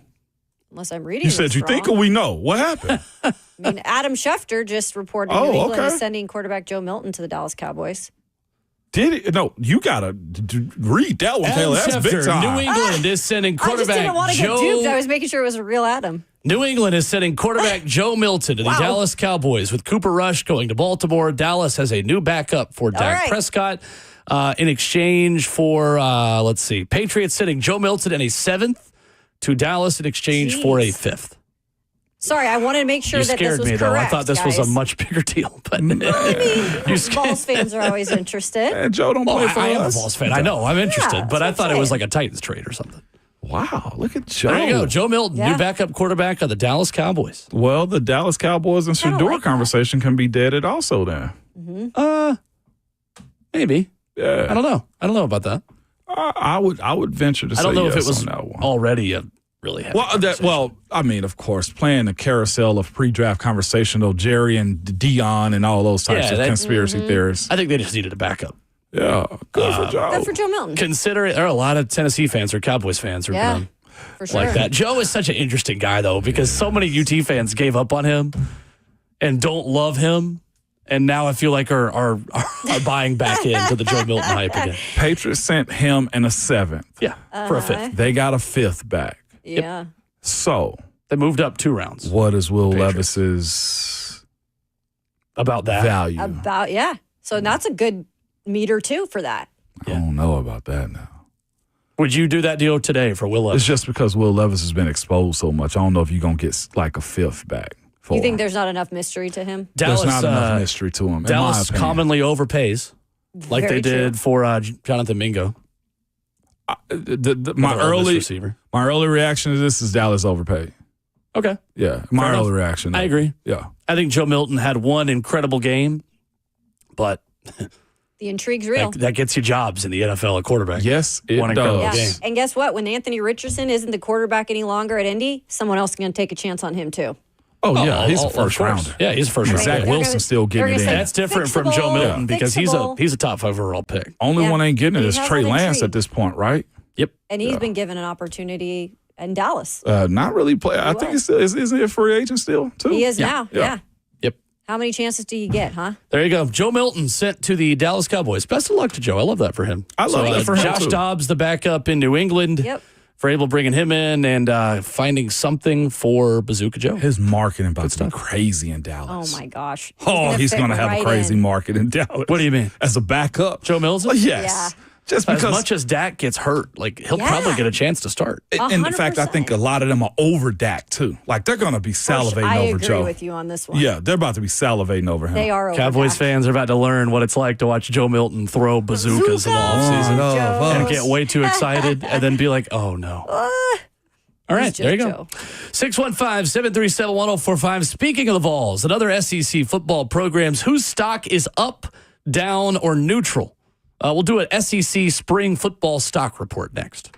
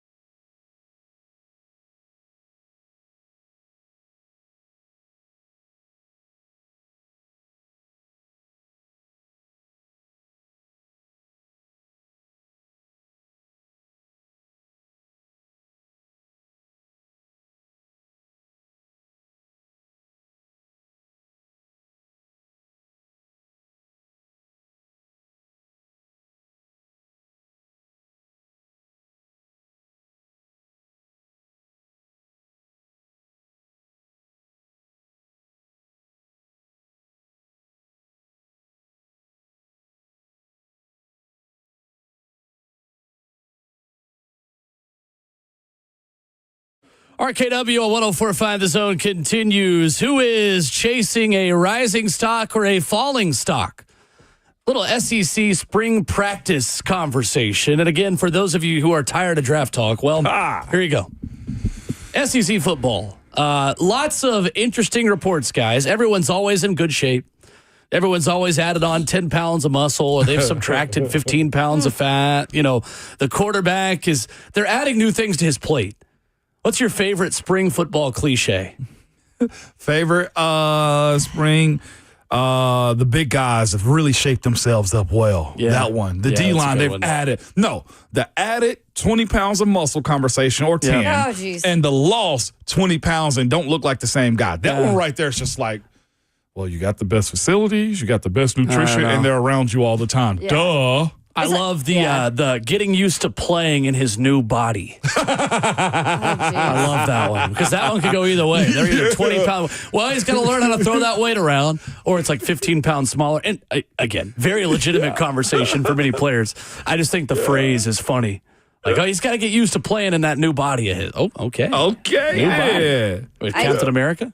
Yeah, it's always just the basic, like, well, he's doing the work in the film room. You know, it is like it's just like the basic, like you can't take anything from it. Absolutely. Like, okay, so what is he going to look like when the season starts? It's the most important thing, but it's the most like, well, it should be that way. Exactly. It's basic is what He's it young. is. He should be in the film room. But I ain't going to lie to you, as a fan of college football, it does still get me, though. I'm like, of course. And a lot of times it's legit. Like, it is. If you listen to the right people, that's why I love having the VolQuest guys on the show. Like, those guys have been around that program, been around college football spring practices enough to where they can weed out this is propaganda or this is like, hey, we're hearing legitimate things about these people improving. And that's why we partner with VolQuest on the show is that we're going straight to the source there. For the stock of some of these things. And it's fascinating. So, like, the only reason I enjoy it, though, because I saw my brother transform. It's the first person I ever seen transform like that. My brother at Louisville, Renardo, he went to college at like 270, came home at 315. My mama looked at him as like, what have they done to you? Dang. It was like an insane transformation. I've never seen. He went as a tight end, came back home as a tackle. Well, I remember watching my fellow classmate Dawson Knox at high school. Yeah. And the first time I remember seeing him Thanksgiving break, freshman year of college. And he went there as our quarterback in high school and then became a tight end, obviously, with Ole Miss and is now obviously in the NFL. And I'm like, dude, what happened? What happened? And it like turned into just monster and obviously cool to see his success. But it does happen where guys transform their bodies 100%. It does. And also watching guys like transition into that role or the D-line to the O-line is always the thing. Nobody ever switches O-line to D tackles. They never do that. Sometimes from college to the NFL, but yes. Yeah, in those situations for sure. But like Khalil McKenzie, Reggie McKenzie's son at Tennessee, who was a D tackle in college, then moved to guard in the NFL. Yep. It's for a cup of coffee there. Or the big one now at UT is David Sanders putting on 20 pounds of weight. Exactly. But it matters for him, though. It's always fun. So whose stock is up in the SEC from what you have been reading and from spring practice conversations right now? Whose stock has been up? It could be a player, it could be a program, just SEC spring practice stock report. Where are you going first? I would probably go South Carolina. South Carolina. Okay. Lenore Sellers getting another year. I know they hit the portal pretty good, and they are feeling real good about how dynamic their quarterback can be. And I got to give it to South Carolina. They've somewhat tried to put a fence around their state as far as talent goes. If I'm not mistaken, I think they got the number one guard out of there last year. I know they're competing with Clemson again as far as recruit goes, but watching them hit the Baltimore area, watching them hit that Pennsylvania area, Virginia, I feel like you got to keep an eye on them, specifically for what we're speaking about here professionally, their quarterback. That, to me, I think has been one of the bigger storylines going into the offseason. Speaking of quarterbacks, a quarterback that I don't think is talked about enough yet, And again, because I know what he did in Pullman, Washington at Washington State, Oklahoma. And I'll just give you the numbers real quick for John Mateer in one season at Washington State. 3,139 yards passing, 29 TDs, but rushed for 826 yards and 5 TDs on the ground. This guy is a dual threat in every way. He is going to be exciting to watch at this level. He's a Texas guy in terms of the state at heart. So he's got a chip on his shoulder because he was not recruited by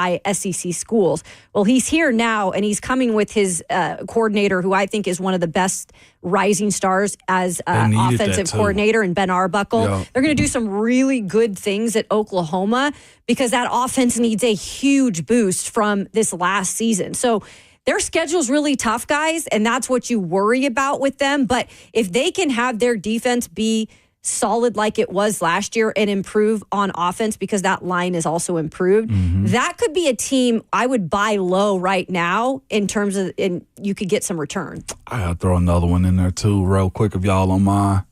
Sure. Bama's been crushing it in recruiting. They have. As they always do. They've been crushing it in recruiting. Bama, as far as like what their 26 class is going to look like and the commits they've gotten and stuff like that, but Alabama. I want to see if the board can do it. And who's going to end up being their quarterback? I've heard the guy that they recruited last year, I had to find his name in a quick second, has actually looked a whole lot better now, considering. Keelan Russell, the quarterback? Yeah, Keelan Russell. Sounds like Ty Simpson's the guy. Is he? So recent reports out of Tuscaloosa where that Keelan Russell started off well. Obviously, they've got the Washington transfer, Austin Mack, there too, but that Simpson has been the most consistent guy. What Kalen DeBoer's got to do is protect his roster by not crowning any of the three of them too quickly. Because when he took over last year, Eli Holstein bounced in January, 1 week before he got there, and Dylan Lonergan left in December, another very highly touted high school quarterback that was on that Alabama roster. So Brad Crawford wrote about this at 247 Sports, said there were reports of Russell drawing buzz early, but as spring camp has matured, all sources have pointed to this being a competition between Ty Simpson and Austin Mack.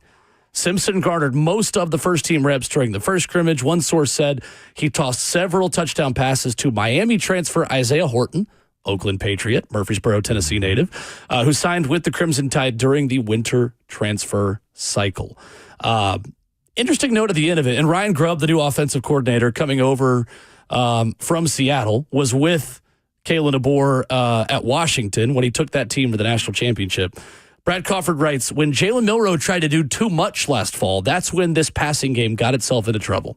Playing within the confines of new offensive coordinator Ryan Grubb's scheme, getting the ball to Alabama's playmakers with precision is the top priority for DeBoer when choosing his starting quarterback. Some very good line play there. Obviously, you lose Tyler Booker is a big loss, but you have some production coming back up front for Alabama. Ryan Williams playing next to Isaiah Horton looks on paper to be really dangerous in that vertical passing scheme. I think Alabama's stock is up as well. Yeah, for sure. The question about Oklahoma, going back to that real quick, is can they block for whoever's playing quarterback, which I would imagine is John Mateer. Yep. You still have Michael Hawkins in that group, but you have got a couple of veterans on the offensive line. You graduated 3 guys on the offensive line. You had, again, an exodus of transfers. I mean, half that offensive line room transferred out for Oklahoma moving forward into this season. I've got to believe it when I see it with Brent Venables. I'm just not a Brent Venables believer in that program. I'm really not. And I get it. He hasn't proven it yet. Nope. Not at all. I am with you on that in terms of Brent Venables, but I do think adding Ben Arbuckle is huge. I don't think people know what exactly they're getting in him. Because there will be a really big jump up in competition for what John Mateer will see in 100%. SEC defenses, because that Oklahoma schedule is brutal. Yeah, and that's what I mentioned. Yeah. Absolutely brutal. I'm not saying you didn't. I'm not buying Oklahoma because of who they play. They have got an absolute gauntlet this season. I just wonder what Brent Venables is going to have to do to save his job and be successful. Yeah. And again, as offensive as this league is, like that's the thing I will say I feel like has switched as of late in the SEC. You go in games here offensively.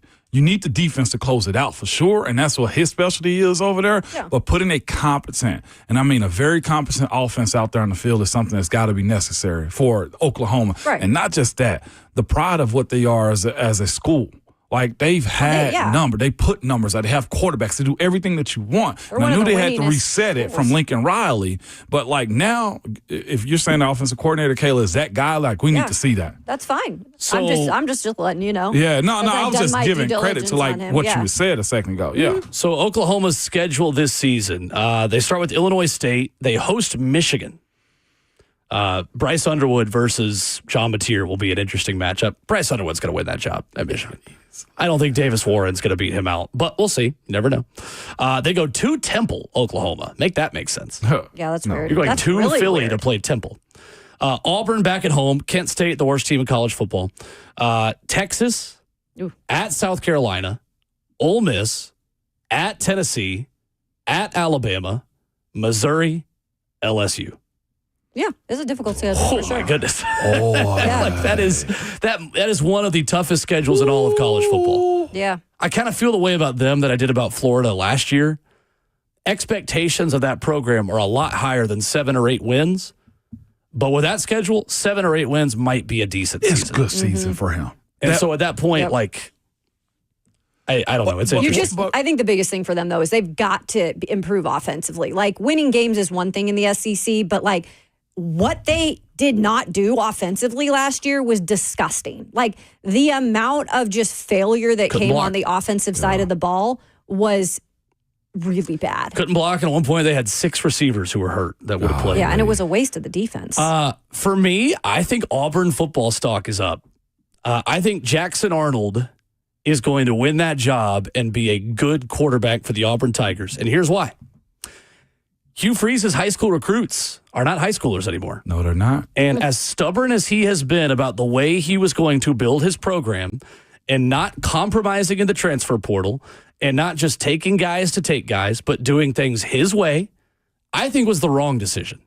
However, you see the fruits of it now, in my opinion. And you've got a couple of top 10 recruiting classes that are now bigger and stronger and faster. I think that they are going to be better. Now, granted, that's a low bar. They were not in a bowl game last season. No, they were. They were a bad football team. It was really bad last season. So it's almost like their stock has nowhere to go but up. Honestly, True. Auburn football. But I think they will be better. I still believe that Hugh Freeze is a decent coach. Yeah, they were 5-7 last year. I was right. I still think he's a decent coach. I don't think he's the savior that a lot of people think that he is. But I think he's still a pretty decent SEC football coach that now has the pieces to be successful. You know what? If Oklahoma is the sacrificial lamb as far as their schedule goes, I'm telling you, Auburn is walking on streets paved with gold, though. Their schedule is very friendly to them. Very friendly to them. At Baylor, at versus Ball State, South Alabama, at Oklahoma, at Texas A&M, Georgia, okay, we'll see what they look like. Missouri, at Arkansas, Kentucky, Vandy, Mercer, and then the Iron Bowl. That's not bad. It's not nearly as bad. And that's one of the other reasons why I think they've got a chance to be pretty good. I think 7 or 8 wins is doable. Yes. For Auburn, Cam Coleman with a legitimate quarterback has the potential to be one of the best receivers of the SEC this year. Yeah. The sophomore who last season had just under 600 yards, third all-time among Auburn freshman wide receivers, and he has Peyton Thorne throwing to him. Like, I don't know. I don't think they're going to be great. I think they will be better.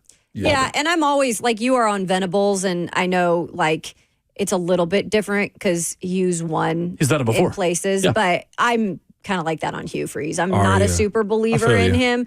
And, you know, I get this high school recruiting class is now up, and it does heavily rely on Jackson Arnold. But, you know, in terms of Auburn, like, they're not expected to just win 8 or 9. Like, they're expected to compete. Like, that is High what expectation. Auburn people As a program, want as a program. And it's not even gotten close to that. So I don't even know if winning, you know, and going to a bowl game is going to completely change the conversation about Hugh Freeze next year. I would hope so for this reason. They caused this. Oh, no, they did. You know and their what? boosters are Yeah, are crazy. that was my point. Yeah, Like, no, they are. They Absolutely. caused this. So I would hope, like, with his method as far as recruiting high schoolers and, you know, trying to build up a program again, maybe see the payoff in the end, like you said, if he's the coach for him, that right there is what's going to be fascinating if they allow him to, but didn't allow the Boise State coach to do the exact Harsin. same. Harsin. Yeah. Harsin. We've seen Hugh Freeze build up a program before. That's the difference between him and Brent Venables. Okay. Yep. Brent Venables has never done it before. I think Florida's stock is down a little bit, guys. Are you guys so monitoring high this DJ Lagway story? A little seen bit. it. I've been seen the following that. headlines. He's not throwing a pass in the spring. And they won't say. Because of the injury thing. So Brad Crawford writes at 247 Sports, the Gators are being extremely secretive when it comes to Lagway's situations. Sources told 247 Sports this week it is not believed to be related to the shoulder or hamstring issues from last season. Most feel Florida is simply being extra cautious when it comes to preserving its best player ahead of the 2025 season with very little depth behind him. You guys remember who their backup quarterback is, right? They're back up. No. Harrison Bailey. Oh, that's right. Yeah. His third transfer. That's right. So Lagway, if he's healthy, is an outside candidate for the Heisman Trophy. If he's healthy. Easily. Now, that schedule, again, unbelievably difficult. But their spring game, again, Billy Napier says, well, he's going through his normal practice script. Yeah, but he's not throwing. He's literally taking reps and handing off and not throwing. There's something going on there. Yeah, it is. I am not being a biased Vols fan by saying if your quarterback doesn't throw a pass in spring practice, there is some kind of issue. And that is the only reason why I say I think their stock is down a little bit. I do too. That one's concerning to me because again, it's one thing to be dynamic with your legs, but if like that shoulder, your arm, your hand, whatever it is, isn't working for you, then that sucks. Because again, where's the cohesion right now that you need to be building up with your wide receivers that you have in camp? That's bothersome to me. I got another one, and I know you're gonna look at me sideways for saying this one though. Of whose stock is down? Yeah, You're gonna say Texas? I have one too. nope. We'll do that coming up next. Okay. 615-737-1045. Stock down to the SEC after this.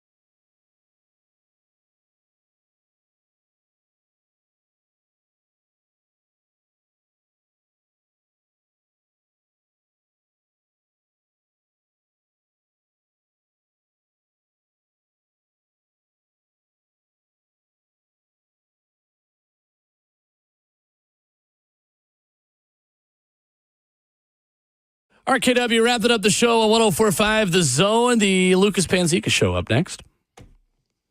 I believe Buck Rising back. Is he? I think. He is. There you go. So back from the Buck beach. Rising show once again, featuring Lucas Panzica and Robert Walsh. Whose stock is falling in SEC football? I'm going to sound crazy by saying this, but I think Georgia's on alert this year in particular. Whoa! I do. A little bit of Kirby involved in this too. He's having conversations. If you look at their sites, their beat writers, man, having conversation on motivating guys. Now, this is Kirby doing the Kirby thing. Coaches do this type of stuff this time of the year. But their quarterback situation, also, they got guys in the middle of spring practice right now who are, Roderick Robinson and Branson Robinson, both talking about leaving at this point. And that's where I think more than anything in a league where you need quarterback play, they're trying to figure out who are going to be their dogs as it pertains to it being Gunnar Stockton. It's a redshirt junior, if I'm not mistaken, at this point. And Ryan Pearce is another guy who is trying to figure out who it is. Pearce, from my understanding and what their beat writers have been saying, not as solid as they thought it would be, and it seems to be Gunnar Stockton's point at this. Gunnar Stockton's job to lose at this point. Yeah. He's the guy. And you speak about motivating the top half of your roster matching the bottom half. Injuries happen. Guys have to sit out a game or two because of something. And if he's got to try to figure out why he's the main motivator on that team, it sounds like he's somewhat tired of it, just trying to set the stage where they either bite what he's selling, or he's getting somewhat tired and need his leaders to step up a little bit more. So that's fascinating coming out of Georgia. They've also got to stop speeding too. That's Kirby, and they've had a very interesting offseason. To your point, right every season, you guys. Georgia's not done, but I'm questioning the methods of sustaining again. Yeah, I get it. Winning is hard, and other teams are climbing while they're maybe kind of staying more steady, right? No doubt. You can't have that. I have one too. I just real quick on Georgia. I think they're too good at pass catcher now. Really? They added Noah Thomas and Zachariah Branch. Mm-hmm. I think their portal additions, I don't think they're falling. I think they're stagnant. I think they are what they were last year. They're an SEC contender in the mix that is not as special as they used to be when they were stockpiling talent the way that they were. But 3-4 year run. The only reason I don't think their stock is up is Gunnar Stockton. I've got major question marks about. But I do actually think that offense could be more of what it was when Stetson Bennett was quarterback. Because Gunnar Stockton, to me, is like a younger Stetson Bennett. I get that. May actually graduate.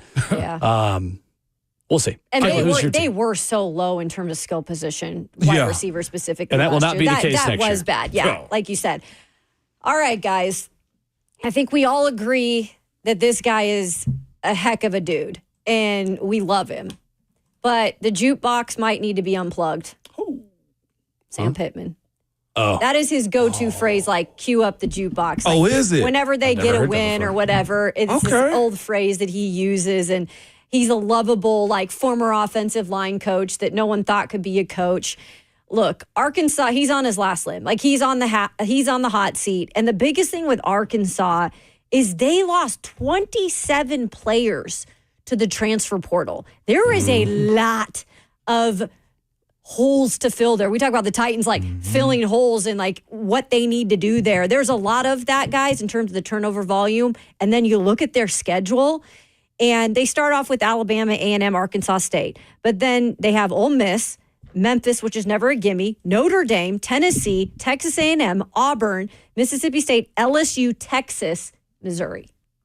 Run up, get done up. It's not great. That's not great. Certainly not great. So I worry about Arkansas in terms of Sam Pittman and being able to do something this year to keep his job, and just in terms of them winning games. They've got Taylor Green coming back, but that is most of what they have going for them. I know. And I love Pittman.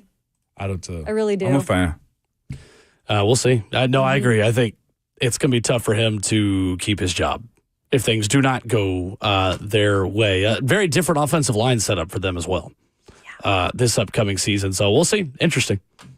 Very interesting. It does feel good to just watch some clips of routes on air and get excited about SEC football, though. It is. Like, there was one throw from Jackson Arnold to Cam Coleman that was in Auburn's official stuff and all the things that they had put out from practice, and everyone looks good. Of course. This time of year. They do, and everybody's hopeful this time of the year, too. I ain't a whole lot I can say right now, but it was fun watching the Vols at the stadium the other night. I will not fret. That was cool to see what you wanted to see at times as far as production of those guys, and just the new bodies that was a part of it too. It was real cool, man. I'm excited to kind of see what they kind of forms into over the course of leading up to the spring game. Vandy wants to know real quick, Vandy's chances. And obviously they've got the biggest Vandy man piece on coming YouTube back. asking. Yeah, Diego Pavia, which I think is obviously huge for them in that aspect. I need to get more into scouting them here now that we're going to Just a ton of question marks. Yeah. Ton of question marks. A lot of guys who have come in, a lot of guys who have gone out. I really don't know. I think it's too early to know how much different Vanderbilt is going to look going into next season with some of the exoduses they have and some of the guys they have coming in. I couldn't tell you. Vandy man, I'll do some more researching on that though, and obviously we'll keep vetting these teams as we get closer. Yeah. I just think it's the way Vandy's living right now with how much they are doing in the portal. It's just hard in April to know how it's all going to come together. So I truly don't know. But I love Pavia's back. I do love that. I know you won, so everybody else lost. Like legitimately. Yeah, good thing you're throwing a football, not swinging a baseball bat. You get to keep playing. The other guys don't, but you get to keep playing. Y'all are first in line for Diego Pavia to play or get that extra year that nobody else could get. So that's fascinating. It should be high. Yeah, certainly. Heather Dinich writing this morning on Twitter saying college football leaders are meeting in Dallas today, where multiple sources indicated there is strong support to move to a straight seeding model this fall, while continuing to include the 5 highest-ranked conference champs. There are some, though, who want to tie that discussion into 2026, as the commissioners are expected to have more substantive talks about the format in 2026 and beyond. How that conversation unfolds will determine if they can reach the unanimity of whatever. And then unanimity. Unanimity. Dang it. Yeah, no. If it's unanimous. I'm going to let y'all do it. Unanimous votes that are required, and if it happens today. So we'll see. Shoot, I want us to be able to say that word. Got to practice in silence. You just wanted to beat me to it. No, I really want to know how to say that. Practice in silence. Oh, no. Unanimity. There we go. Unanimity. Ta-da! Yay! I went to making up stuff. Now. I literally went to school for that this. That is hilarious. I genuinely went to school for this, and I'm still this bad at it. Some words I can't say. That's fine. It is fun. Tomorrow morning on the show, you will have RK. I'll be in Knoxville. No dub, man. I've got track tomorrow and Saturday, and then I will be on the call with Jill Jelnick on SEC Network Plus for Tennessee Ole Miss softball. Looking forward to that. There you go. A special guest will join the show tomorrow at 8:20. Hey. Looking forward to that. That is all we may have to saying. flip one because Savage has production meetings and stuff like that. So Savage may be at 8:20. A special guest may be 9:20. Okay. Tune in for I guess you guys know something I don't. Tune in for a special guest tomorrow on Ramon, Kayla, and Will. Yeah, for a special reason. For a special reason. A special guest for a special reason. You may want to stay locked in on Twitter at Ramon, Kayla, Will, where you can follow the show. Today would be a good day to be locked in on Twitter. Yeah. Unless there's news. As far as weather coming down. Sounds like he's teasing something here, folks. We are teasing something. Something. That may or may not be coming. But we got confirmation on that, though. I won't be here. I will not be the special guest. I will be in a track press box for 13 hours. What time does that start? I will get there on 7:30. I will leave around 7:30. God. AM to PM. Yeah. No, dude, that's Sometimes a lot. There are a lot of people in the world doing way harder work than that. I will sit in a comfortable chair in a room with a roof on it and talk into a microphone. It could be a lot harder. By the way, I see why I went by your school yesterday. Yeah. I see why y'all are good at track. Thank you. Hey. Why? My high school. The amount of participants. Track. Okay, I thought you meant No, not college. It's high school. The amount of participants that were out there on the field, on the track, in the stands was nuts. I was just like, no wonder you win. It's got a strong tradition. No wonder you. Who do y'all have hired out there? I'm legitimately asking the question. Like, I've never seen a track team have that many bodies out there. Yeah. It was fascinating to see. It's a high participation rate sport, but listen, if you want to be a good high school football player, do track in the spring. Pole vaulting and everything. That's what a lot of football players do. Yeah, I did it and I hated it, okay? Just so you know, I was never fast. I saw a tweet the other day that said speed doesn't just help you in terms of running faster, helps your explosion, helps your get off, helps your acceleration, your jumping ability. Anyway. Just got the real confirmation of the guests that will come on tomorrow, 9:20. 9:20 tomorrow morning. A special guest. Who knows what other special announcements? I can't wait to hear the slam dunk contest. Watch Savage tomorrow, too, by the way. Or tonight. Tonight, 6 to 8 Central, if I'm not mistaken, man. The college basketball three-point contest and slam dunk contest. Savage would be there. He'll have no fun at all, I guarantee it. I can't wait to see. I wish he'd have a little bit of fun doing what he does. That is our Thursday morning. Tune in tomorrow. Brent Hubbs, Ron Slay, and a special guest at 9:20 on Ramon, Kayla, and Will. No doubt about it. Good people, you must remember at all times, man, your Twitter fingers and your mic is always hot.